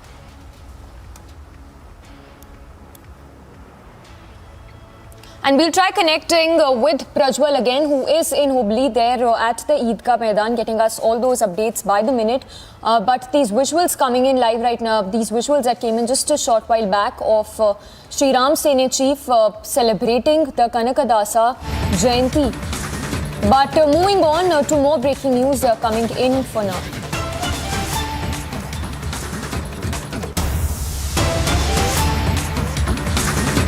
And breaking news coming in, this is in relation to the affidavit that was filed by Manish Sisodia in the top court. A setback of sorts coming in for the Delhi Deputy Chief Minister Manish Sisodia. Remember the affidavit by Manish Sisodia, the Deputy Chief Minister of Delhi, mentioned in the Supreme Court showing that the central government officers are not picking up calls or attending the meetings. So a setback that is coming in as the constitutional bench of the Supreme Court is hearing the matter. We understand that the Supreme Court is hearing the matter. We try and get more details on this, but the news break coming in this hour that it's a setback for Manish Sisodia, as the Supreme Court has said that Sisodia's affidavit was unnecessary. Remember, this comes days after the AAP, Manish Sisodia, the Delhi Deputy Chief Minister, filed an affidavit in the top court saying that the bureaucrats are not attending the meeting or not taking calls, to which the Supreme Court today, while hearing the case, said that Sisodia's affidavit is completely unnecessary. We'll try and go across to our reporters as well, and we'll try connecting with Rhythm to get us more details. Well, we have Rhythm, our executive editor for legal affairs, joining us. Rhythm, give us more details on what has the Supreme Court said after that affidavit that was filed by the AAP. Simply put, it's a service matter that the Supreme Court is hearing between the Delhi and the centre. It's fixed before the Constitution went for the 24th of November. The Supreme Court took, they saw the affidavit filed by Delhi's Deputy Chief Minister Manish Sisodia at the last hour, and bringing this political arena slugfest to the court, they said, was unnecessary. Their Chief Sanjay Jain had an objection to a last-minute affidavit filed by Manish Sisodia, and the CGI responded and said, we will not ask the centre to reply to this, we will deal with the constitutional issue. However, it's an incorrect practice, the Central Council said, at the very last minute to put out affidavits, and also mentioned before the court that government officers are not taking their calls, attending meetings. It is very clearly, this is an attempt being made by the Aam Aadmi Party, the Supreme Court of India, to try to make this a political slugfest, whereas the matter is between service matters between the central government and the Aam Aadmi Party, something the court understood, noted, and said that the sector will not file an affidavit this yet. Rhythm, also for the benefit of our viewers, if you could once again give us those details of the affidavit that was filed by the Delhi Deputy Chief Minister in the top court. Well, Dr. Abhishek Manu Singh appeared to the courtroom in the mentioning that happened in the morning and said this affidavit filed by Manish Sisodia shows paralysis in administration. The moment this was said, the central government's lawyer said this is an incorrect practice because of showing a political propaganda. It was sent to the press earlier. taking note of everything that was said, the bench of Justice Chandrachud and Justice Hubli took note of the ASG Sanjay Jain's objection, and that we're not going to ask the centre to file an affidavit in this case. We will seize the proceedings now, let the Constitution bench take up the matter. Let me just explain to our viewers, this is actually a service matter, Samiksha, between Delhi and the central government. It's fixed for 24th November. But a constitutional issue, while last-minute propaganda, political arenas request is something the court was not happy with. Also, Rhythm, we understand that the Supreme Court, mincing no words, has clearly stated that it will not even seek centre's reply on this affidavit that's been filed by Delhi Deputy Chief Minister. Yes, so the basic focus is filed before the Supreme Court of India, this time filed by Manish Sisodia, the Aam Aadmi Party, by the other side, in this case, the central government. But taking note of the last-minute affidavit that's been filed, Supreme Court said they are not going to ask the centre to file its reply. They may in the next hearing disregard the affidavit. We only have to see next hearing what happens with that. Thank you for the same. So, Rhythm, getting us those details of what the Supreme Court has said in relation to the affidavit that was filed by the Delhi Deputy Chief Minister Manish Sisodia. The affidavit in which the Delhi Deputy Chief Minister had stated that the bureaucrats are not attending the meetings and are not taking the calls of the Delhi government. The Supreme Court there coming down heavily, saying that the Sisodia's affidavit that was filed is completely unnecessary, and that the Supreme Court will not even be seeking the reply of the centre in the same. So, Supreme Court completely distancing itself. Let's listen into that reaction as well, coming in from BJP Shehzad Poonawalla on this affidavit that was filed by Delhi Deputy Chief Minister. Manish Sisodia, accused number 1 in the Sharab Ghotala, is now behaving like a professional thief and a professional corrupt criminal. And therefore, sometimes we see how 140 phones are changed and exchanged and All right, we'll try and get a reaction from the BJP as well, but a setback of sorts coming in for the Aam Aadmi Party after the Supreme Court has made it absolutely clear that this affidavit that was filed by Manish Sisodia is completely unnecessary, and that the top court will not get involved in a political slugfest, which seems to be the case when we talk about this affidavit. So a big setback of sorts for accused number 1 Sisodia. Supreme Court saying that it will not intervene in the matter. This, of course, after that affidavit that was filed by Manish Sisodia in the top court, saying that they want the intervention of the Supreme Court in relation to the bureaucrats, which they said are not attending to the meetings that have been attending the meetings that are being called by the Delhi top brass, the Delhi government leadership. Supreme Court saying that it is a matter, it is a political matter, and that it would not even ask the central government to reply on the same. So it remains to be seen there the reply that comes in from the AAP, but definitely a big setback for the Aam Aadmi Party. The Supreme Court making it very, very clear that this is a political slugfest, and the Supreme Court has no business in the same, and that the political parties must resolve this issue amongst themselves. So that's the latest coming in. The Supreme Court there coming down heavily on the Aam Aadmi Party. We also have BJP Shehzad Poonawalla joining us. If I can get your quick response, how do you view this? Supreme Court, of course, completely distancing itself and saying that it will not even seek centre's reply to the affidavit that was filed by Manish Sisodia. You know, this is a slap on the face of the Arvind Kejriwal government, which believes in ABCD: A for advertising, B for blaming, C for cover-up of corruption, and D for diversion. Whenever they have not been able to deliver, or they have faltered, or they made false promises or U-turns, or have done corruption and it's called out, they start blaming the centre, they blame the LG, and they try to divert the issue using a victimhood card. Their victimhood card has been called out. This is what happens when Vigyapan par zyada zoor or vyavastha puri kamzor. Now they must stop blaming others, stop blaming the universe, stop blaming everybody, and they should start delivering. If they can't deliver, then they must own up accountability and responsibility. Also, just a follow-up question. If you could help us understand what sort of an intervention did the Aam Aadmi Party really want? These claims that were being made by the Aam Aadmi Party saying that these bureaucrats are not attending the meetings being called by the Delhi government and not even taking calls of the Delhi top brass.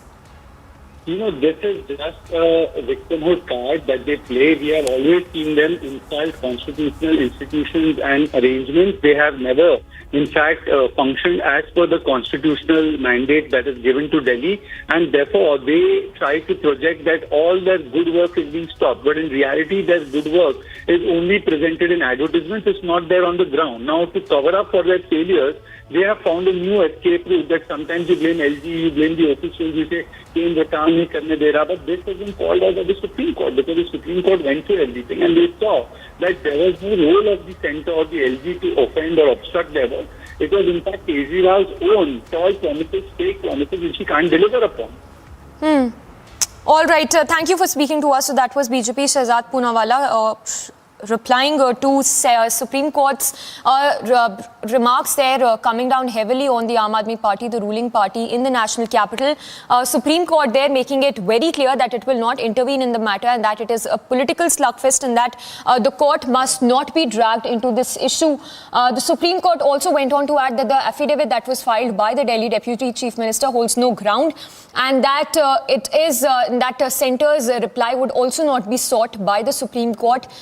So Supreme Court there completely ruling out the possibility of seeking a centre's reply to this affidavit that was filed by the Delhi government, saying that the bureaucrats are not attending the meetings that are being called by the Delhi Chief Minister and the Deputy Chief Minister. They are not attending calls. Well, these are the claims that have been made by the Aam Aadmi Party. The Supreme Court there distancing itself and saying that the matter must be sought by these parties on their own. In fact, what we understand is that CGI has said that we are on the constitutional issue. You could have said that without filing an affidavit as well. CGI Chandrachud saying that we will now freeze all pleadings. We are not calling for a reply or else everyone will file affidavit one day before the hearing. So the CGI there making it very clear that this is a constitutional, we are on the constitutional issue and that you could have said that even without filing an affidavit and that we are now freezing all pleadings, and if the Supreme Court does go ahead and hears this, then all parties would be seeking a reply and would be coming up with such affidavits. So the Supreme Court saying that the constitutional bench would take up the case. We'll try and get more reactions on the same, but a setback there coming in for the Aam Aadmi Party. The CGI there who went on to say that we will free, and I quote, we will freeze the pleadings now and let the Constitution bench take up the matter now. The opposite side need not file a reply to the affidavit as of now. So the centre will not have to file a reply to this affidavit that came in from the Aam Aadmi Party.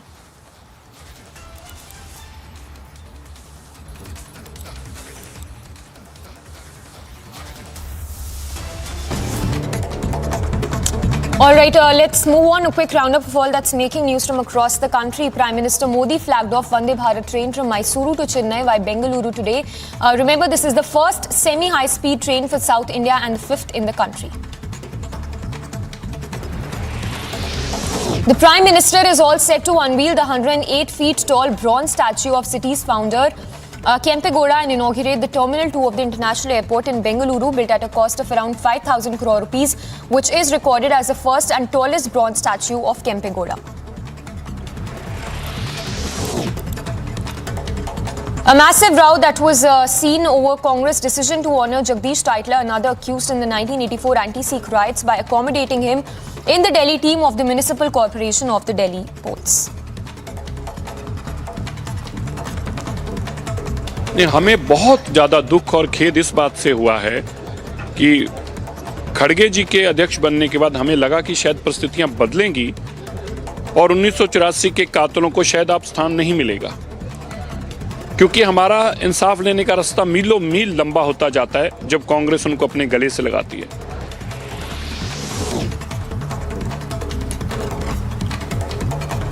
While the BJP has questioned Jagdish Titler's appointment in the MCD polls panel, Congress came out in defence of the move.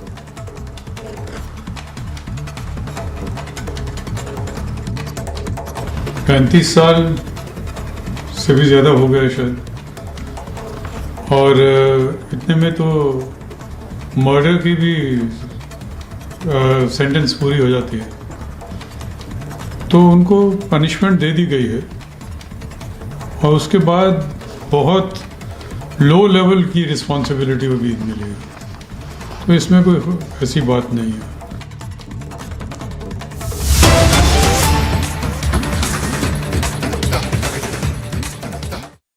गलियां बनाएंगे, गड्ढा मुक्त करेंगे। एक भी गली इन्होंने ठीक नहीं की 5 साल में, एक भी गली ठीक नहीं की इन्होंने। उल्टे जितनी और गलियां थी वो भी खराब हो गई। इन्होंने कहा था कूड़ा मुक्त दिल्ली करेंगे, चारों तरफ कूड़ा ही कूड़ा है। आज दिल्ली के लोगों का शर्म से सर झुक जाता है। घर से बाहर निकलते हैं, नालियां भरी पड़ी हैं कीचड़ से, गलियों में कूड़ा ही कूड़ा पड़ा है, कोई कूड़ा नहीं उठता, कुछ नहीं उठता।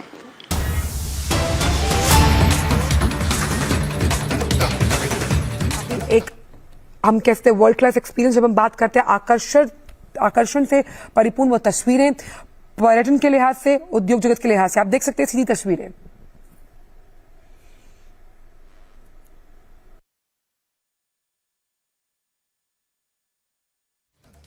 These are the visuals coming in right now of Prime Minister arriving at the Bengaluru airport, the T2 terminal of the Bengaluru airport that is all set to be inaugurated by the Prime Minister. But the visuals there coming in live of Prime Minister arriving at the Kempegowda airport.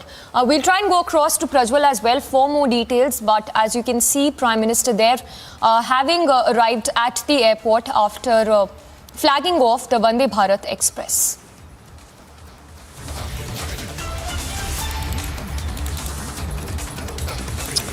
So remember, just a short while back, the visuals that came in of Prime Minister inaugurating the Vande Bharat Express, which is the 5th Bharat Express to be unveiled. But these are the visuals right now coming in of the mega infra push in Karnataka. Prime Minister there all set to inaugurate the T2 terminal of the Kempegowda airport. So Prime Minister in just a few moments from now will unveil the Bengaluru airport terminal 2. These are the visuals coming in right now from that airport itself. Prajwal joining us for more on that. Prajwal, that's a mega infra push in the state of Karnataka. Take us to all the details on this airport terminal 2 that is all set to be inaugurated. Now, Samiksha, this is the Kempegowda Terminal 2 here, which is being the Kempegowda International Airport Terminal 2, which is being inaugurated, and this has been built at a cost of 5,000 crore rupees, and it is said to be a state of modern technology where environment meets technology. So this is what this is what the government has claimed, which is across the entire span of the area where the Terminal 2 has been conducted. It has been completely furnished with zero green emission bamboo, which is a special feature, and this was basically developed by a Bengaluru startup. And secondly, you also have hanging gardens in the entire airport, and it is themed on the garden city. It is basically themed on the garden city. And Prime Minister Modi coming here to inaugurate it has definitely given it a big push. And also now looking at a few details over here, there are 23 exit doors. There are 23 entry and exit points. Around 5,900 to 6,500 people can be seated easily in the lobby. The operations for the domestic arrivals will begin from the end of December 2022, and for international passengers, it will start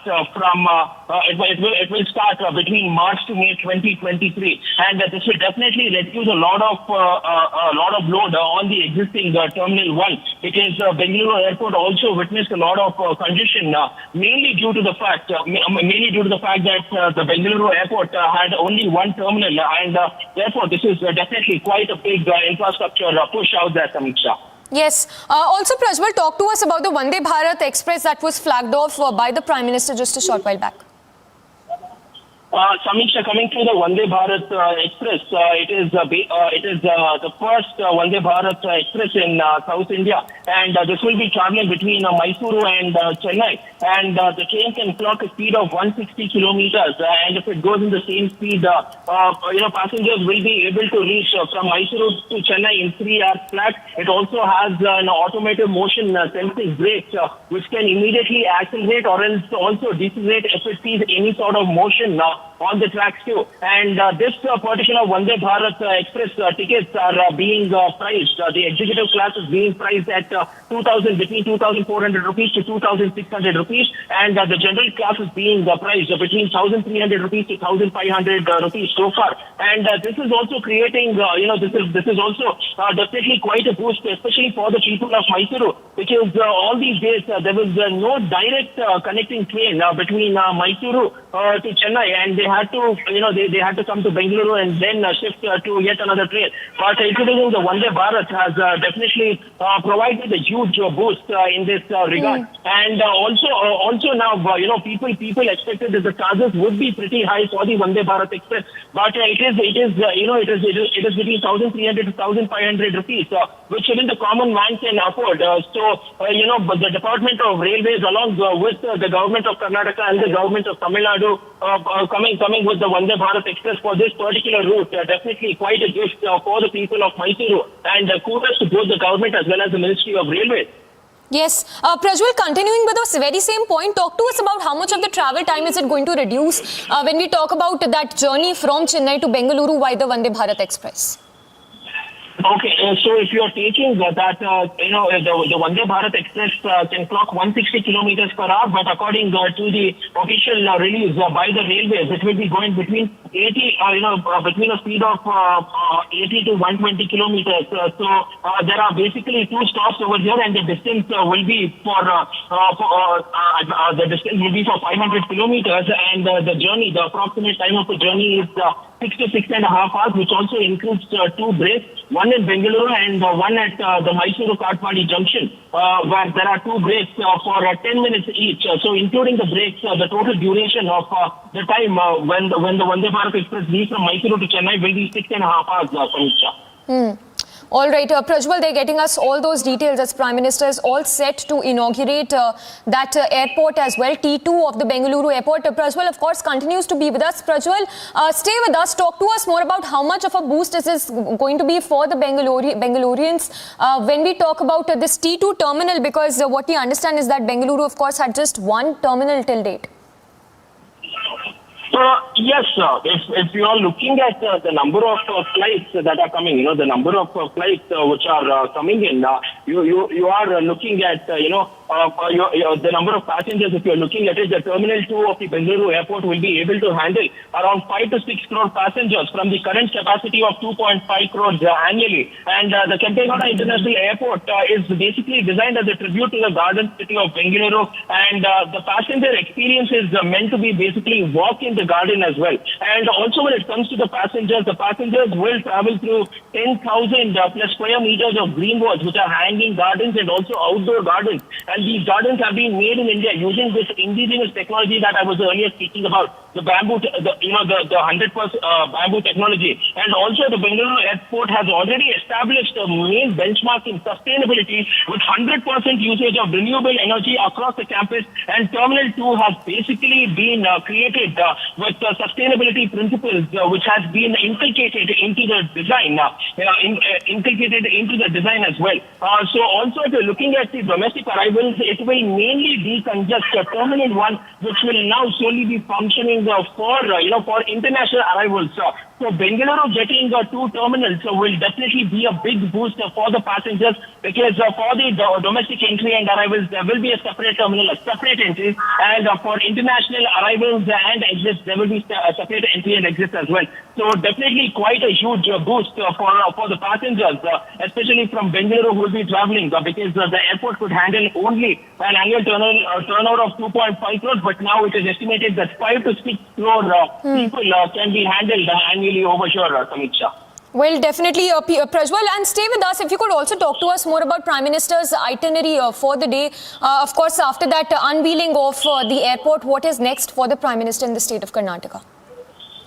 Now, mainly after the inauguration of the Terminal 2, and now I understand that the Terminal 2 has already been inaugurated by Prime Minister Narendra Modi. As soon as he's inaugurated the Terminal 2, he is now heading towards the 108 feet bronze statue of the founder of Bengaluru, Kempe Gowda, and this is a 108 feet bronze statue. And across, including the statue, there is 22 acres of land which has been developed by the government of Karnataka, where this entire project has costed 84 crore rupees, which has been funded by the government of Karnataka. He will be unveiling the statue, and after unveiling the statue, he will be addressing he will be addressing a public gathering just 10 to 15 minutes drive away from the airport. But the unveiling of the statue also assumes a lot of political significance, mainly because of the fact that Kempe Gowda was a Vokkaliga, and the votes attached to the Vokkaliga community and the sentiments of the Vokkaliga community also matters, because the BJP for quite some time has been trying to make inroads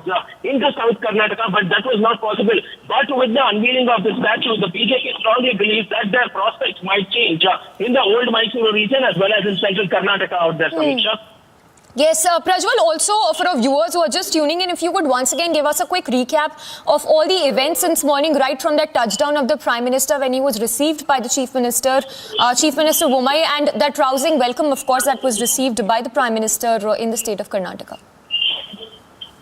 Initially, the Prime Minister landed at around 9:25 a.m. this morning at the HAL airport. From the HAL airport, he went towards the Vidhan Saudha as well as the LH House, and there he offered floral tributes to Saints Valmiki as well as Kanakadasa on the occasion of Kanakadasa Jayanti. And he was also seen with Prasanananda Steer, a prominent peer from the Valmiki community, and he also offered their support. And this came right after the Nagmohan Das committee report was tabled and was passed in the Assembly and the Council of Karnataka. And once it was passed, Prasanananda Steer was seen right next to Prime Minister Modi, and this was a strong message out there to other political parties, stating that BJP is not, BJP does not ignore the scheduled castes and scheduled tribes, and they care for all the castes as well.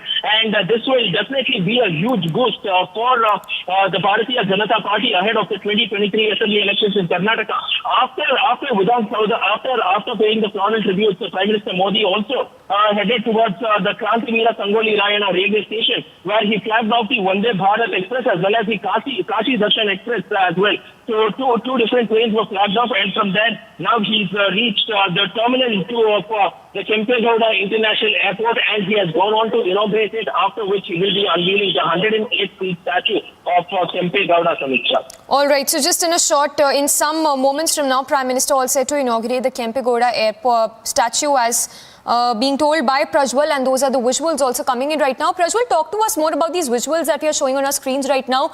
Prime Minister, of course, taking a stock of all, how all of this project was taken into, how was it built at a cost of 5,000 crore rupees. He's being shown a lot of presentations also as we speak. Yes, because now if you look at this entire project, people have worked, and there has been a lot of hard work which has been put up, and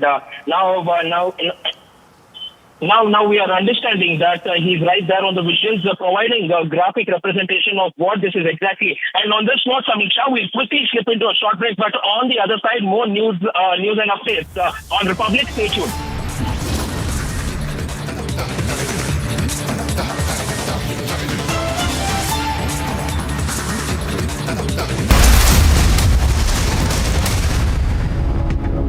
Have you checked your sugar levels? Afraid of diabetes and its complications? Hope खत्म हो गई थी. मुझे लगता था यार ये क्या लाइफ है? Is diabetes a serious epidemic? 200 million people are at risk of developing diabetes. So one should always think that what really works for them. Technology is the only way we can solve this problem for India. Veto is a one-stop solution for anything diabetes. Watch India Beats Diabetes with Beto, a World Diabetes Day special this Saturday and Sunday at 6:30 p.m. only on Republic TV. The main accused in the Bargari sacrilege case, Pradeep Singh, has been shot dead by two bike-borne gunmen at Kotakpura in Faridkot. 3 arrests have been made, 2 Jaish-e-Mohammed terrorists and one of their helper. Big success for the Jammu police as they have busted this major terror module. This was the tanker that was being used by the Jaish-e-Mohammed terrorists to sneak into the weapons from the Jammu to the Kashmir Valley.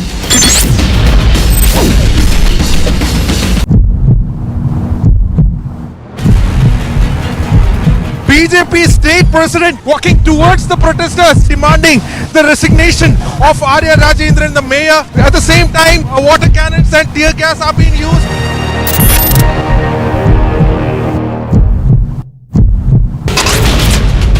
दो 2000 से ज्यादा motorcycle सवार आज यहाँ उतरे हैं अनुराग ठाकुर और प्रधानमंत्री नरेंद्र मोदी के समर्थन में, भारतीय जनता पार्टी के समर्थन में। Property of the Jamaat Islami that has been seized, that falls in the Bongaon village for their links with the terror groups and carrying out the terror activities. Several people have been killed in a fire in Malé, the capital of the Maldives.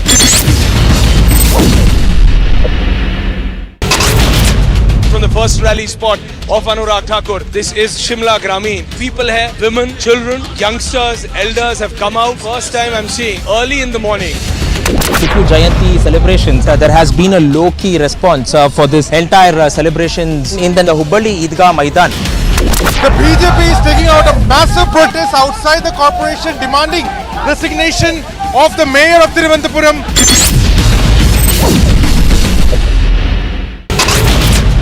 The main accused in the Bargari sacrilege case, Pradeep Singh, has been shot dead by two bike-borne gunmen at Kotakpura.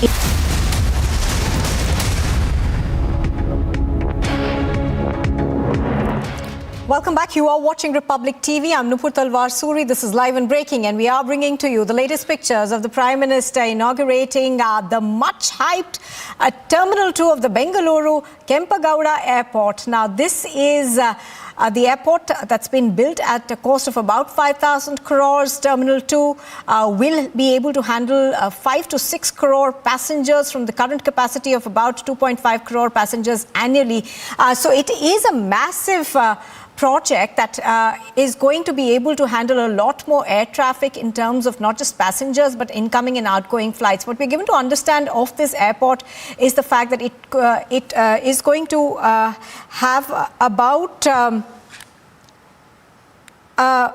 we are also told that it has about 22 gates to it, so that's going to be a massive boost for traffic that comes into Bengaluru. Do remember that currently Bengaluru has only one airport, and that deals with the domestic as well as international travel. And being the IT capital of the country, it did need another terminal to be able to handle air traffic. So let's also bring in Prajwal, I think, who's joining us right now. Prajwal, this is going to be a very, very important infrastructure push for Bengaluru, and given the fact that, you know, Bengaluru, of course, is extremely important in terms of all the IT push, and of course, there is a lot of international travel involved in Bangalore. Absolutely, Nupur, because the Terminal 2, which has been built on an area of 2,55,000 square meters, clearly is a huge infra boost for the people of Bengaluru, because you were also earlier saying that Bengaluru has only one airport. Yes, so we have been able, the authorities have been able to handle to a capacity of only 2.2 to 2.5 crores people every year. And now with the addition of the Terminal 2, now they are stating that they can go on and handle 5 crores, 5 to 6 crores people in a year annually. And also it will make the lives of people easier, because the domestic travel will be separate, and then the international travel areas will be separate, which would go on and provide. जो बनाएगा T2 का वो 2019 दिसंबर की अगर बात की तो आधे से ज्यादा काम इस तरह से चरणबद्ध तरीके से इसे किया गया। टर्मिनल इन अ गार्डन, जिसका जिक्र हम सुबह से कर रहे हैं, सस्टेनेबिलिटी कितना मजबूत, आर्ट एंड कल्चर, आपके साहित्य से आपको, आपकी संस्कृति से आपको रूबरू करवाता हुआ, टेक्नोलॉजी यानी साहित्य, संस्कृति और साथ ही साथ आपकी टेक्नोलॉजी को भी लेकर एक साथ चलता हुआ बेजोड़ नमूना। क्योंकि हमेशा कहा जाता है कि जब हम तकनीक को लेकर चलते हैं तो हमारी संस्कृति पीछे छूटती है। यहाँ तकनीक भी है, यहाँ संस्कृति भी है, और कैसे पर्यावरण के साथ आपको आगे चले। क्योंकि हमेशा से ये कहा जाता है कि भाई सबसे ज्यादा अगर प्रदूषण की हम बात करते हैं तो वो एयर ट्रैफिक से या पैसेंजर ट्रैफिक से है, लेकिन जिस तर्ज पे इसको बनाया गया है 10,000 वर्ग मीटर के गार्डन के लिहाज से तो आप समझ सकते हैं कि पर्यावरण को भी ध्यान में रखकर अक्षय ऊर्जा यानी तमाम वो रिन्यूएबल सोर्सेज के विकल्पों को यूज किया गया है। और यही जिस मास्टर प्लान की पहली नींव प्रधानमंत्री ने रखी थी, आज वो खुद उसको पूरा होते हुए देख रहे हैं। कैंपगोड़ा यानी कि नाथ प्रभु, जिन्होंने जो संस्थापक माने जाते हैं बेंगलुरु के, यही दूरदृष्टि उनकी थी और इसी दूरदृष्टि और फौलाद इरादे को कहीं ना कहीं गति दी है प्रधानमंत्री ने। जब हम T2 टर्मिनल की बात करते हैं, पब्लिक प्राइवेट पार्टनरशिप का जो मॉडल है वो यही बताता है कि कैसे जब हम आर्थिक प्रगति की बात करते हैं जिसमें इंफ्रास्ट्रक्चर का बहुत बड़ा योगदान होता है, क्योंकि इंफ्रास्ट्रक्चर जो है उसका जो जेस्टेशन पीरियड होता है वो बहुत बड़ा होता है। यानी अगर आपने एक योजना के बारे में आपने मास्टर प्लान सोचा तो उसको पूरा करने में भी वक्त लगता है। तो चरणबद्ध तरीके से कैसे उसे पूरा किया गया, ये इसकी एक बारीकी को समझते हुए प्रधानमंत्री की किस तरह से पहला हमने स्तर पार किया, फिर दूसरा और फिर उसके बाद तीसरा। और क्योंकि यहाँ पर जब हम यात्रा के सुगम और सहज होने की बात करते हैं तो पर्यटन के लिहाज से यानी कि एक पंथ दो काज, औद्योगिक विकास तो होगा ही, निवेश भी होगा, लेकिन साथ साथ आप ये देखिए कि पर्यटन के लिहाज से जो लोग कर्नाटक जाना चाहते हैं तो उसका भी एक्सपीरियंस आपके लिए वर्ल्ड क्लास। और तमाम अलग अलग राज्य भी इससे कहीं ना कहीं उदाहरण ले सकते हैं, सीख ले सकते हैं कि जो पैसा केंद्र सरकार द्वारा आता है अगर उसका विश्वसनीय तरीके से जवाबदेही के साथ इस्तेमाल किया जाए तो आप देखिए आप अपने शहर की तस्वीर कैसे बदल सकते हैं। आयशा हमारे साथ जुड़ गई। आयशा, आखिरकार कैंपगोड़ा टर्मिनल 2 का उद्घाटन प्रधानमंत्री द्वारा कर दिया गया। एक ऐसा एक्सपीरियंस जो सस्टेनेबिलिटी भी आपको प्रदान करता है, आपको आपके शहर की संस्कृति से जोड़ता है और तकनीक के लिहाज से तो उन्नत है ही। Hour of the Prime Minister actually looking at a model of the airport and he is gaining experience of how this is going to function. Now, just to tell our viewers a bit about the prime features, it's got 22 entry-exit gates, it's got 95 check-in bays, 17 security check lanes, and departure and immigration is 30. Conveniently manned by 10 e-gates. So there is a lot that has gone into building this. Now, Prajwal, I wanted to come back to you. Now, Prajwal, it also shows that this is an airport that's been designed with the future in mind, because look at the kind of facilities that have been put in, and also perhaps given the air traffic that India is likely to handle in the next decade or so. Absolutely, Nupur, because if you're looking at how the airport has been built and on what guiding principles it has been built, clearly technology, innovation, sustainability taking one of the biggest factors here, and also the gardens. So on these 4 guiding principles, the airport has been built, and each principle has a different vertical, has a different aspect to it. If you're looking at the garden, it also gives that feel that you are passing through the garden city, and this is basically a tribute to the Bengaluru as well. And if you're speaking about the technology and innovation over here, if you're looking at technology, this is the first time that such technology has been introduced with multiple check-in gates and also automated system motion sensing, and you have only 9 hand check-ins. So the number 9 hand check-ins over here more speaks about the technology which does it, which is everything is automated, and only at 9 places you have to go and be hand checked over there. So that is something which is absolutely important. And sustainability of everything, sustainability takes the cake over here at the Kempegowda International Airport Terminal 2, because the entire span of area, 255,000 square meters, which has been constructed. If you look at all the furnishing, it is made by bamboo. It is bamboo, and it is ecologically friendly. There is 0 carbon emissions over here, and that is the primary feature of it, and therefore sustainability is focusing around it, because at a time when people are speaking about climate change and other factors, and when it has taken center stage and significant importance, sustainability is very important over here, and that is how this entire airport has been designed on these 4 guiding principles, Nupur. Oh yes, absolutely. Prajwal, of course, is taking us through how the airport design has been worked out. Pictures on your screen are of the newly built terminal. And Prajwal, one must say that these pictures are delightful, aren't they? Because I mean, not just the scale, but the fact that culture, as well as, the fact, the heritage of Bengaluru, which is known as the Garden City, has been kept in mind.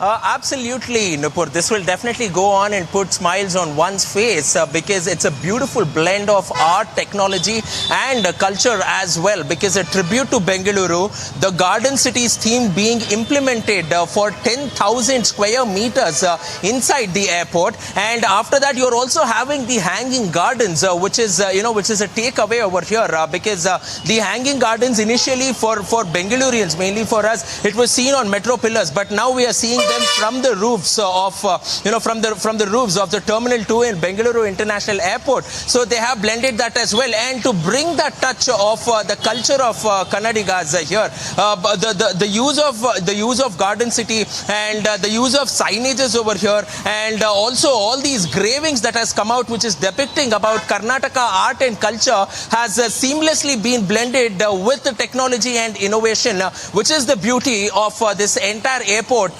which is the Terminal 2 of the Kempegowda International Airport. And the government has gone great lengths to make sure that this particular project was completed in time, and so it has been done too. And we are expecting that the traffic can now be handled by doubling the total number of people coming in, say 5 crores people every year. And this will definitely be a breather for the authorities at the Kempegowda International Airport for sure.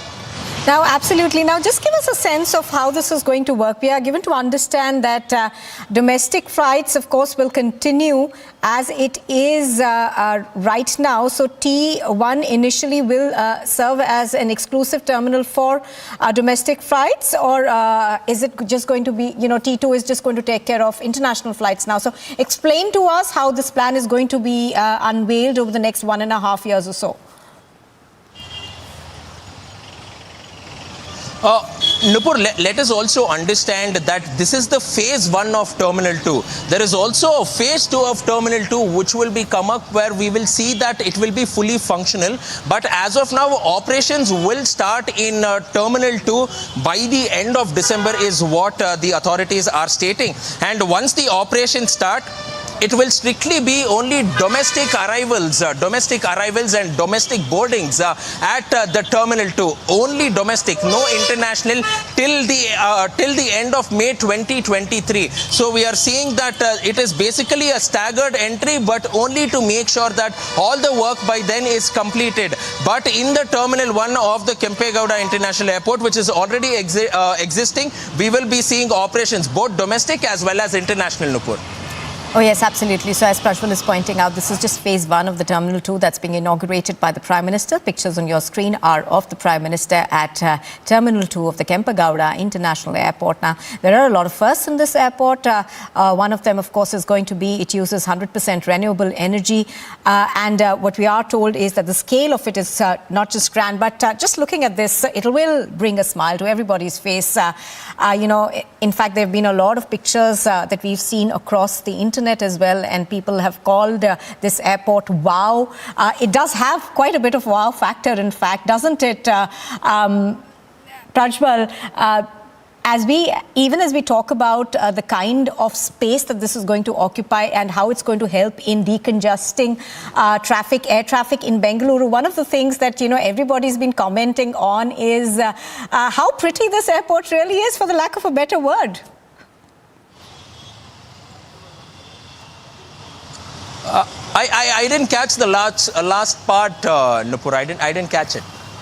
Okay, Prajwal, I was asking you, we were saying that, just the pictures are wowing the internet. Everybody is talking about how beautiful, how pretty this airport really is. Absolutely, because one can't hide their smile in this particular regard, because mainly it has to do with time for Bengalurians here, Nupur. Yes, there is a wow factor over here, but also the traffic that has to be handled in Bengaluru will be beautifully done once the Terminal 2 comes here. I'm speaking about the air traffic here, so it will be done easily. So in this regard, this is definitely quite a bonus. But on this note, Nupur, we'll quickly slip into a short break, but more news and updates on the other side of Republic. Stay tuned.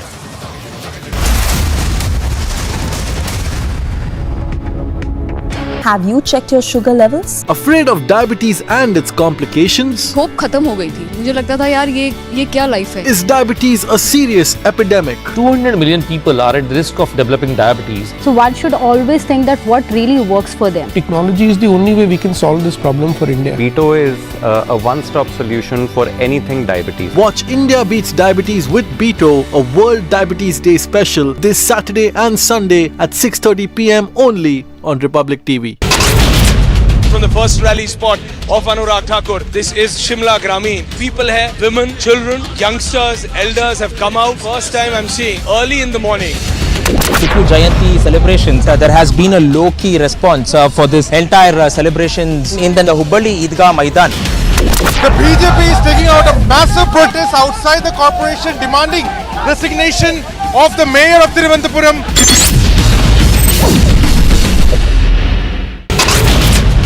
The main accused in the Bargari sacrilege case, Pradeep Singh, has been shot dead by two bike-borne gunmen at Kotakpura in Faridkot. 3 arrests have been made, 2 Jaish-e-Mohammed terrorists and one of their helper. Big success for the Jammu police as they have busted this major terror module. This was the tanker that was being used by the Jaish-e-Mohammed terrorists to sneak into the weapons from the Jammu to the Kashmir Valley.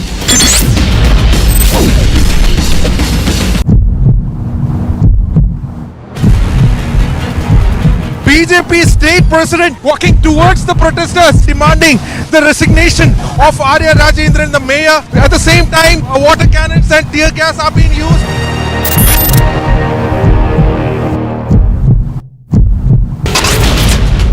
दो 2000 से ज्यादा motorcycle सवार आज यहाँ उतरे हैं अनुराग ठाकुर और प्रधानमंत्री नरेंद्र मोदी के समर्थन में, भारतीय जनता पार्टी के समर्थन में। Property of the Jamaat Islami that has been seized, that falls in the Bongam village for their links with the terror groups.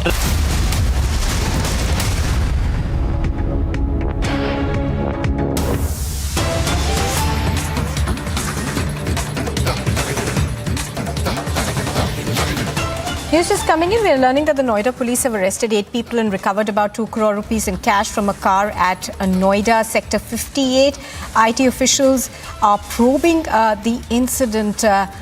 So the Uttar Pradesh police over there recovering about 2 crore rupees in hard cash from Sector 58 of Noida. We are given to understand that IT officials are probing what happened. 8 people have also been arrested in this particular operation that has been reported from Noida. This is Sector 58 of Noida where this operation has been reported from. We are given to let's listen into what actually happened.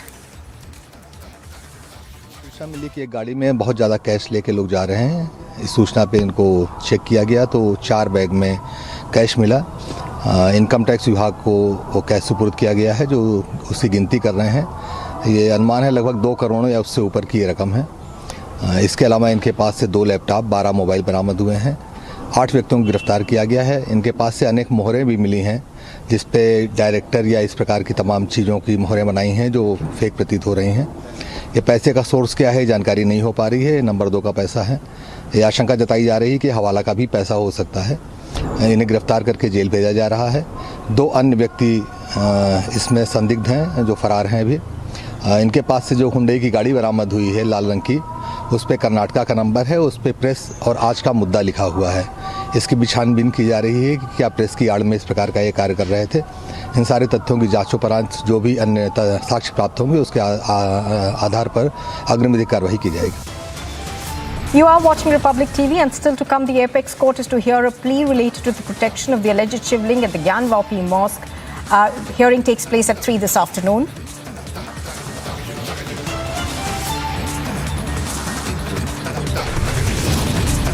And also the court hears a plea seeking a stay on the demolition of Afzal Khan's tomb in Maharashtra's Satara.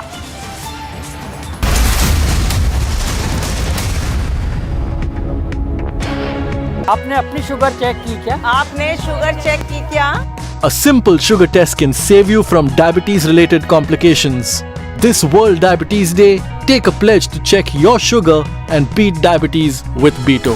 Get your diabetes care program with a free beta-glucometer. Give a missed call on 740-1100. BJP state president walking towards the protesters, demanding the resignation of Arya Rajendran, the mayor. At the same time, water cannons and tear gas are being used.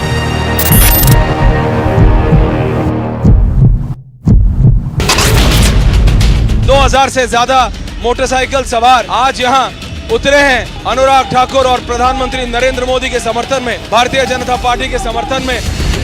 Property of the Jamaat Islami that has been seized, that falls in the Bongaon village for their links with the terror groups and carrying out the terror activities. Several people have been killed in a fire in Malé, the capital of the Maldives.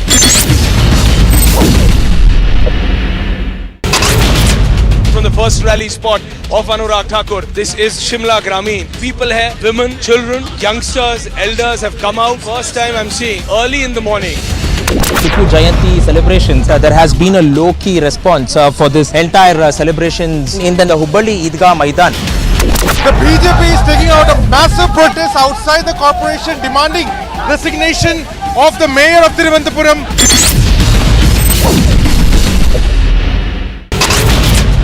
The main accused in the Bargari sacrilege case, Pradeep Singh, has been shot dead by two bike-borne gunmen at Kotakpura in Faridkot. 3 arrests have been made, 2 Jaish-e-Mohammed terrorists and 1 of their helper. Big success for the Jammu police as they have busted this major terror module. This was the tanker that was being used by the Jaish-e-Mohammed terrorists to sneak into the weapons from the Jammu to the Kashmir Valley.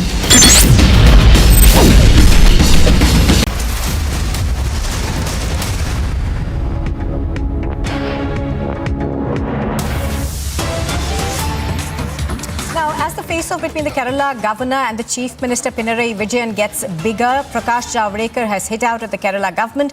He said that in Bengal too there was nepotism, and there's a similar story in Kerala where meritorious people do not get jobs. So this is a comment that's come in from Prakash Javadekar. Let's listen in.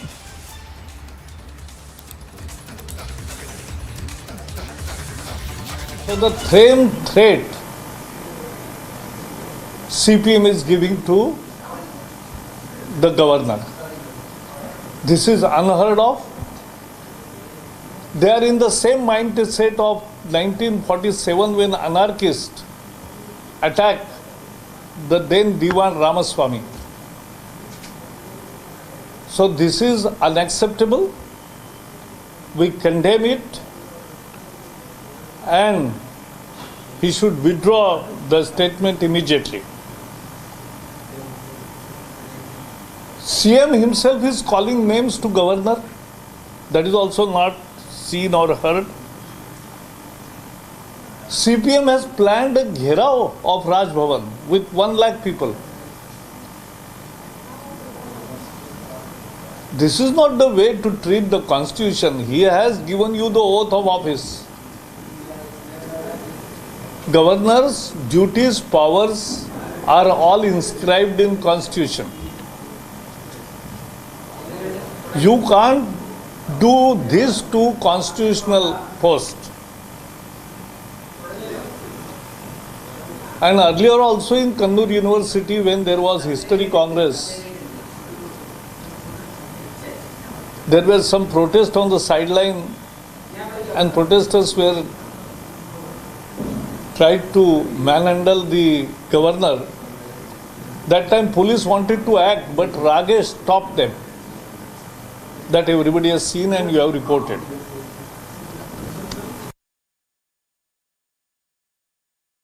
Let's cut across live right now to Ashwin, who's reporting on this. Ashwin, we are seeing, a war of words now escalating into something that seems much more sharper between the Kerala government and the governor. Give us more in terms of what could we expect next in this? The crisis has escalated further when Minister of Education, Mr. V. Shivankuti, has now stated that the governor of Kerala may have to face the same fate of C.P. Ramaswamy, who was a then Diwan of Travancore and who was attacked by anarchists back in 1947. Right, now, I'm going to come back to you, Ashwin. Hold your thoughts for a minute. Tom Varakan on the phone line with us. Mr. Varakan, good morning. How do you see what's happening in Kerala? Of course, the Chief Minister of Kerala, Pinarayi Vijayan, has removed the governor as the Chancellor of a deemed-to-be university. In fact, he's gone ahead and, done so through an amendment. How do you see what's happening? And not just that, we are given to understand that there's going to be a gherao of the governor's office as well, of the Raj Bhavan. I think we are seeing a constitutional crisis emerging in Kerala. The Chief Minister believes that my way or the highway. Under the circumstances,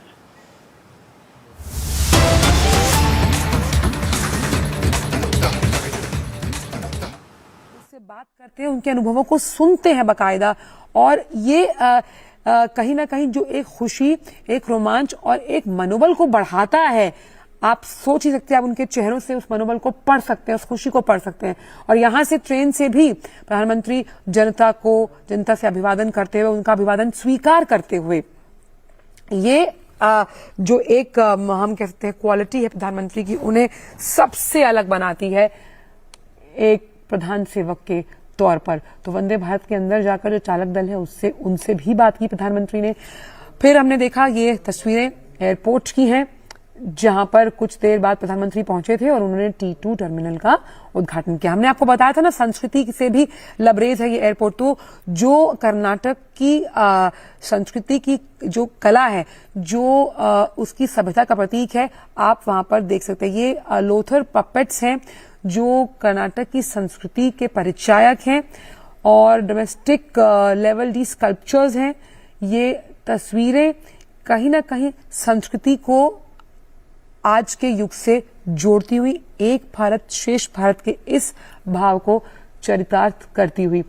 यानी कि जब उन दोनों trains को हरी झंडी दिखाई प्रधानमंत्री में, उसके कुछ ही देर बाद प्रधानमंत्री T2 टर्मिनल पहुंचे थे।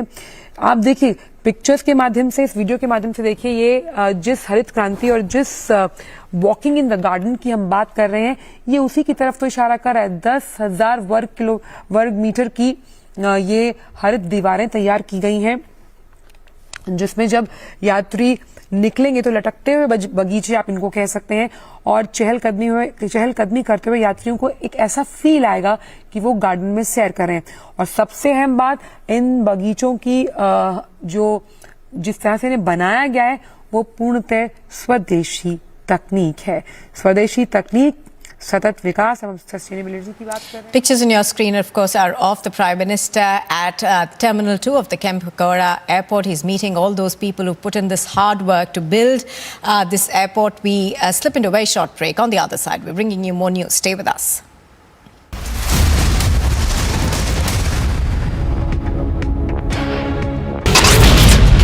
The main accused in the Bargari sacrilege case, Pradeep Singh, has been shot dead by two bike-borne gunmen at Kotakpura in Faridkot.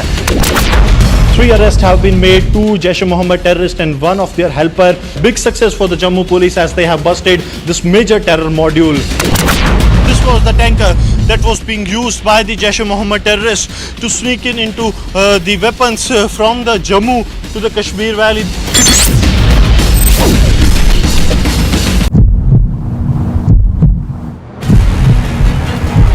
BJP state president walking towards the protesters, demanding the resignation of Arya Rajendran, the mayor. At the same time, water cannons and tear gas are being used.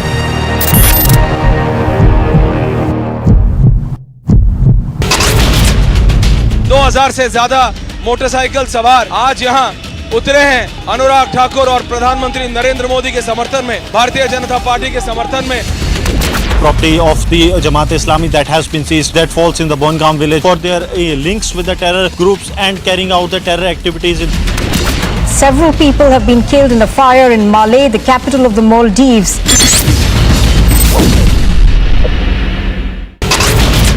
From the first rally spot of Anurag Thakur, this is Shimla Gramin. People here, women, children, youngsters, elders have come out. First time I'm seeing early in the morning. Tipu Jayanti celebrations, there has been a low-key response for this entire celebrations in the Hubli Idgah Maidan. The BJP is taking out a massive protest outside the corporation demanding resignation of the mayor of Thiruvananthapuram.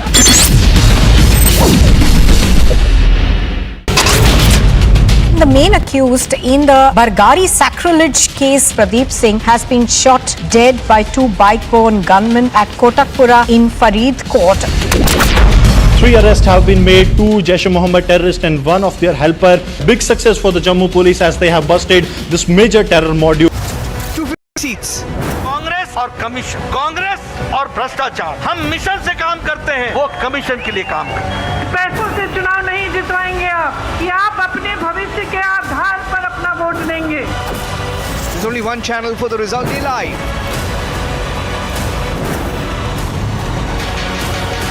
December 8 with Arnab.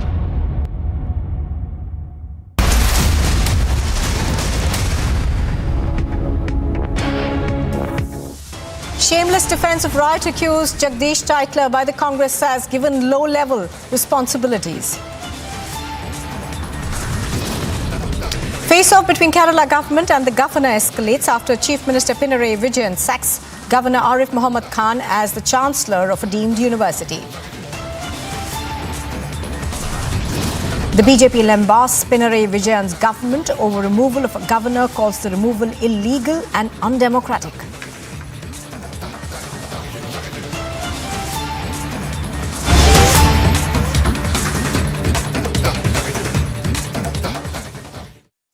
Well, pictures on your screen are of the Prime Minister now making his way to unveil the Kempegowda statue. Now, thousands, of course, are gathering over there, most of them BJP workers, to catch a glimpse of the Prime Minister. Do remember that the Prime Minister was at T2 just a short while ago, where he was interacting with the staff over there as he inaugurated the Terminal 2 of the Kempegowda International Airport. Now, of course, on his way to inaugurate the 108 feet long Kempegowda statue. Now, I do remember that even as the Prime Minister makes his way over there, of course, he's inaugurated a host of infrastructure projects. Today, he inaugurated 2 trains and then, of course, the much talked about Terminal 2 of the Kempegowda International Airport, which, of course, is being seen as a big boost to be handling air traffic in and out of Bengaluru.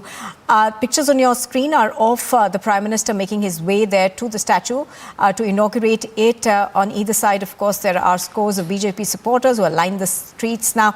This, of course, is also being seen as a political visit in terms of the fact that it is likely, it does come right ahead of assembly elections in Karnataka, which take place next year. There's also been a political slugfest between the Congress and the BJP over the Kempegowda International Airport and the unveiling of the statue.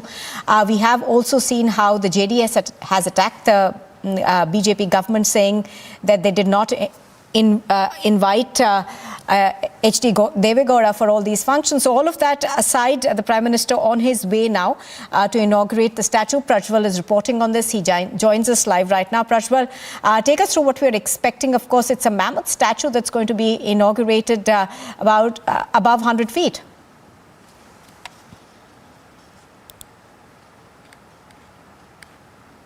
Now, if you're basically looking at how things are out here, while Prime Minister Narendra Modi is going on and unveiling the statue of the founder of Bengaluru, Nada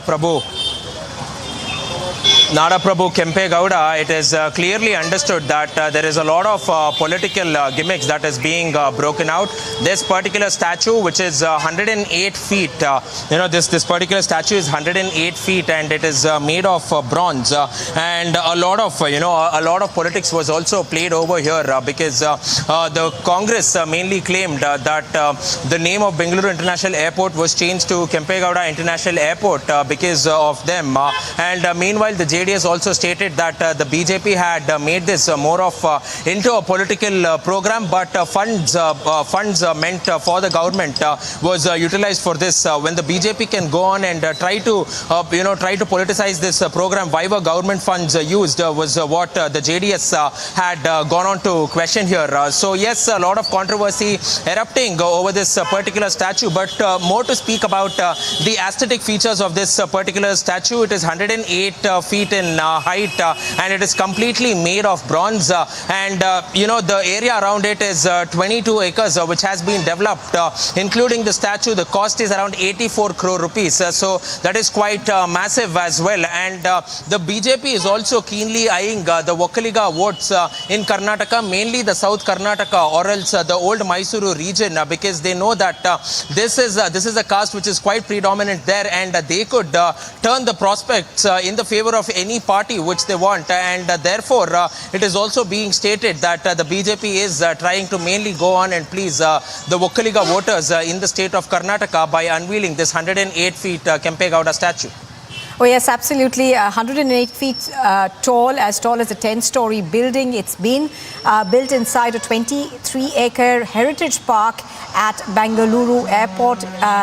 Those are the features of this particular statue. The Prime Minister, of course, still on his way after inaugurating the Terminal 2 of the Kempegowda Airport to the area where the statue is located. Now, we're also given to understand, Prajwal, that around the statue is going to be about a 22-acre plot which has been developed as gardens.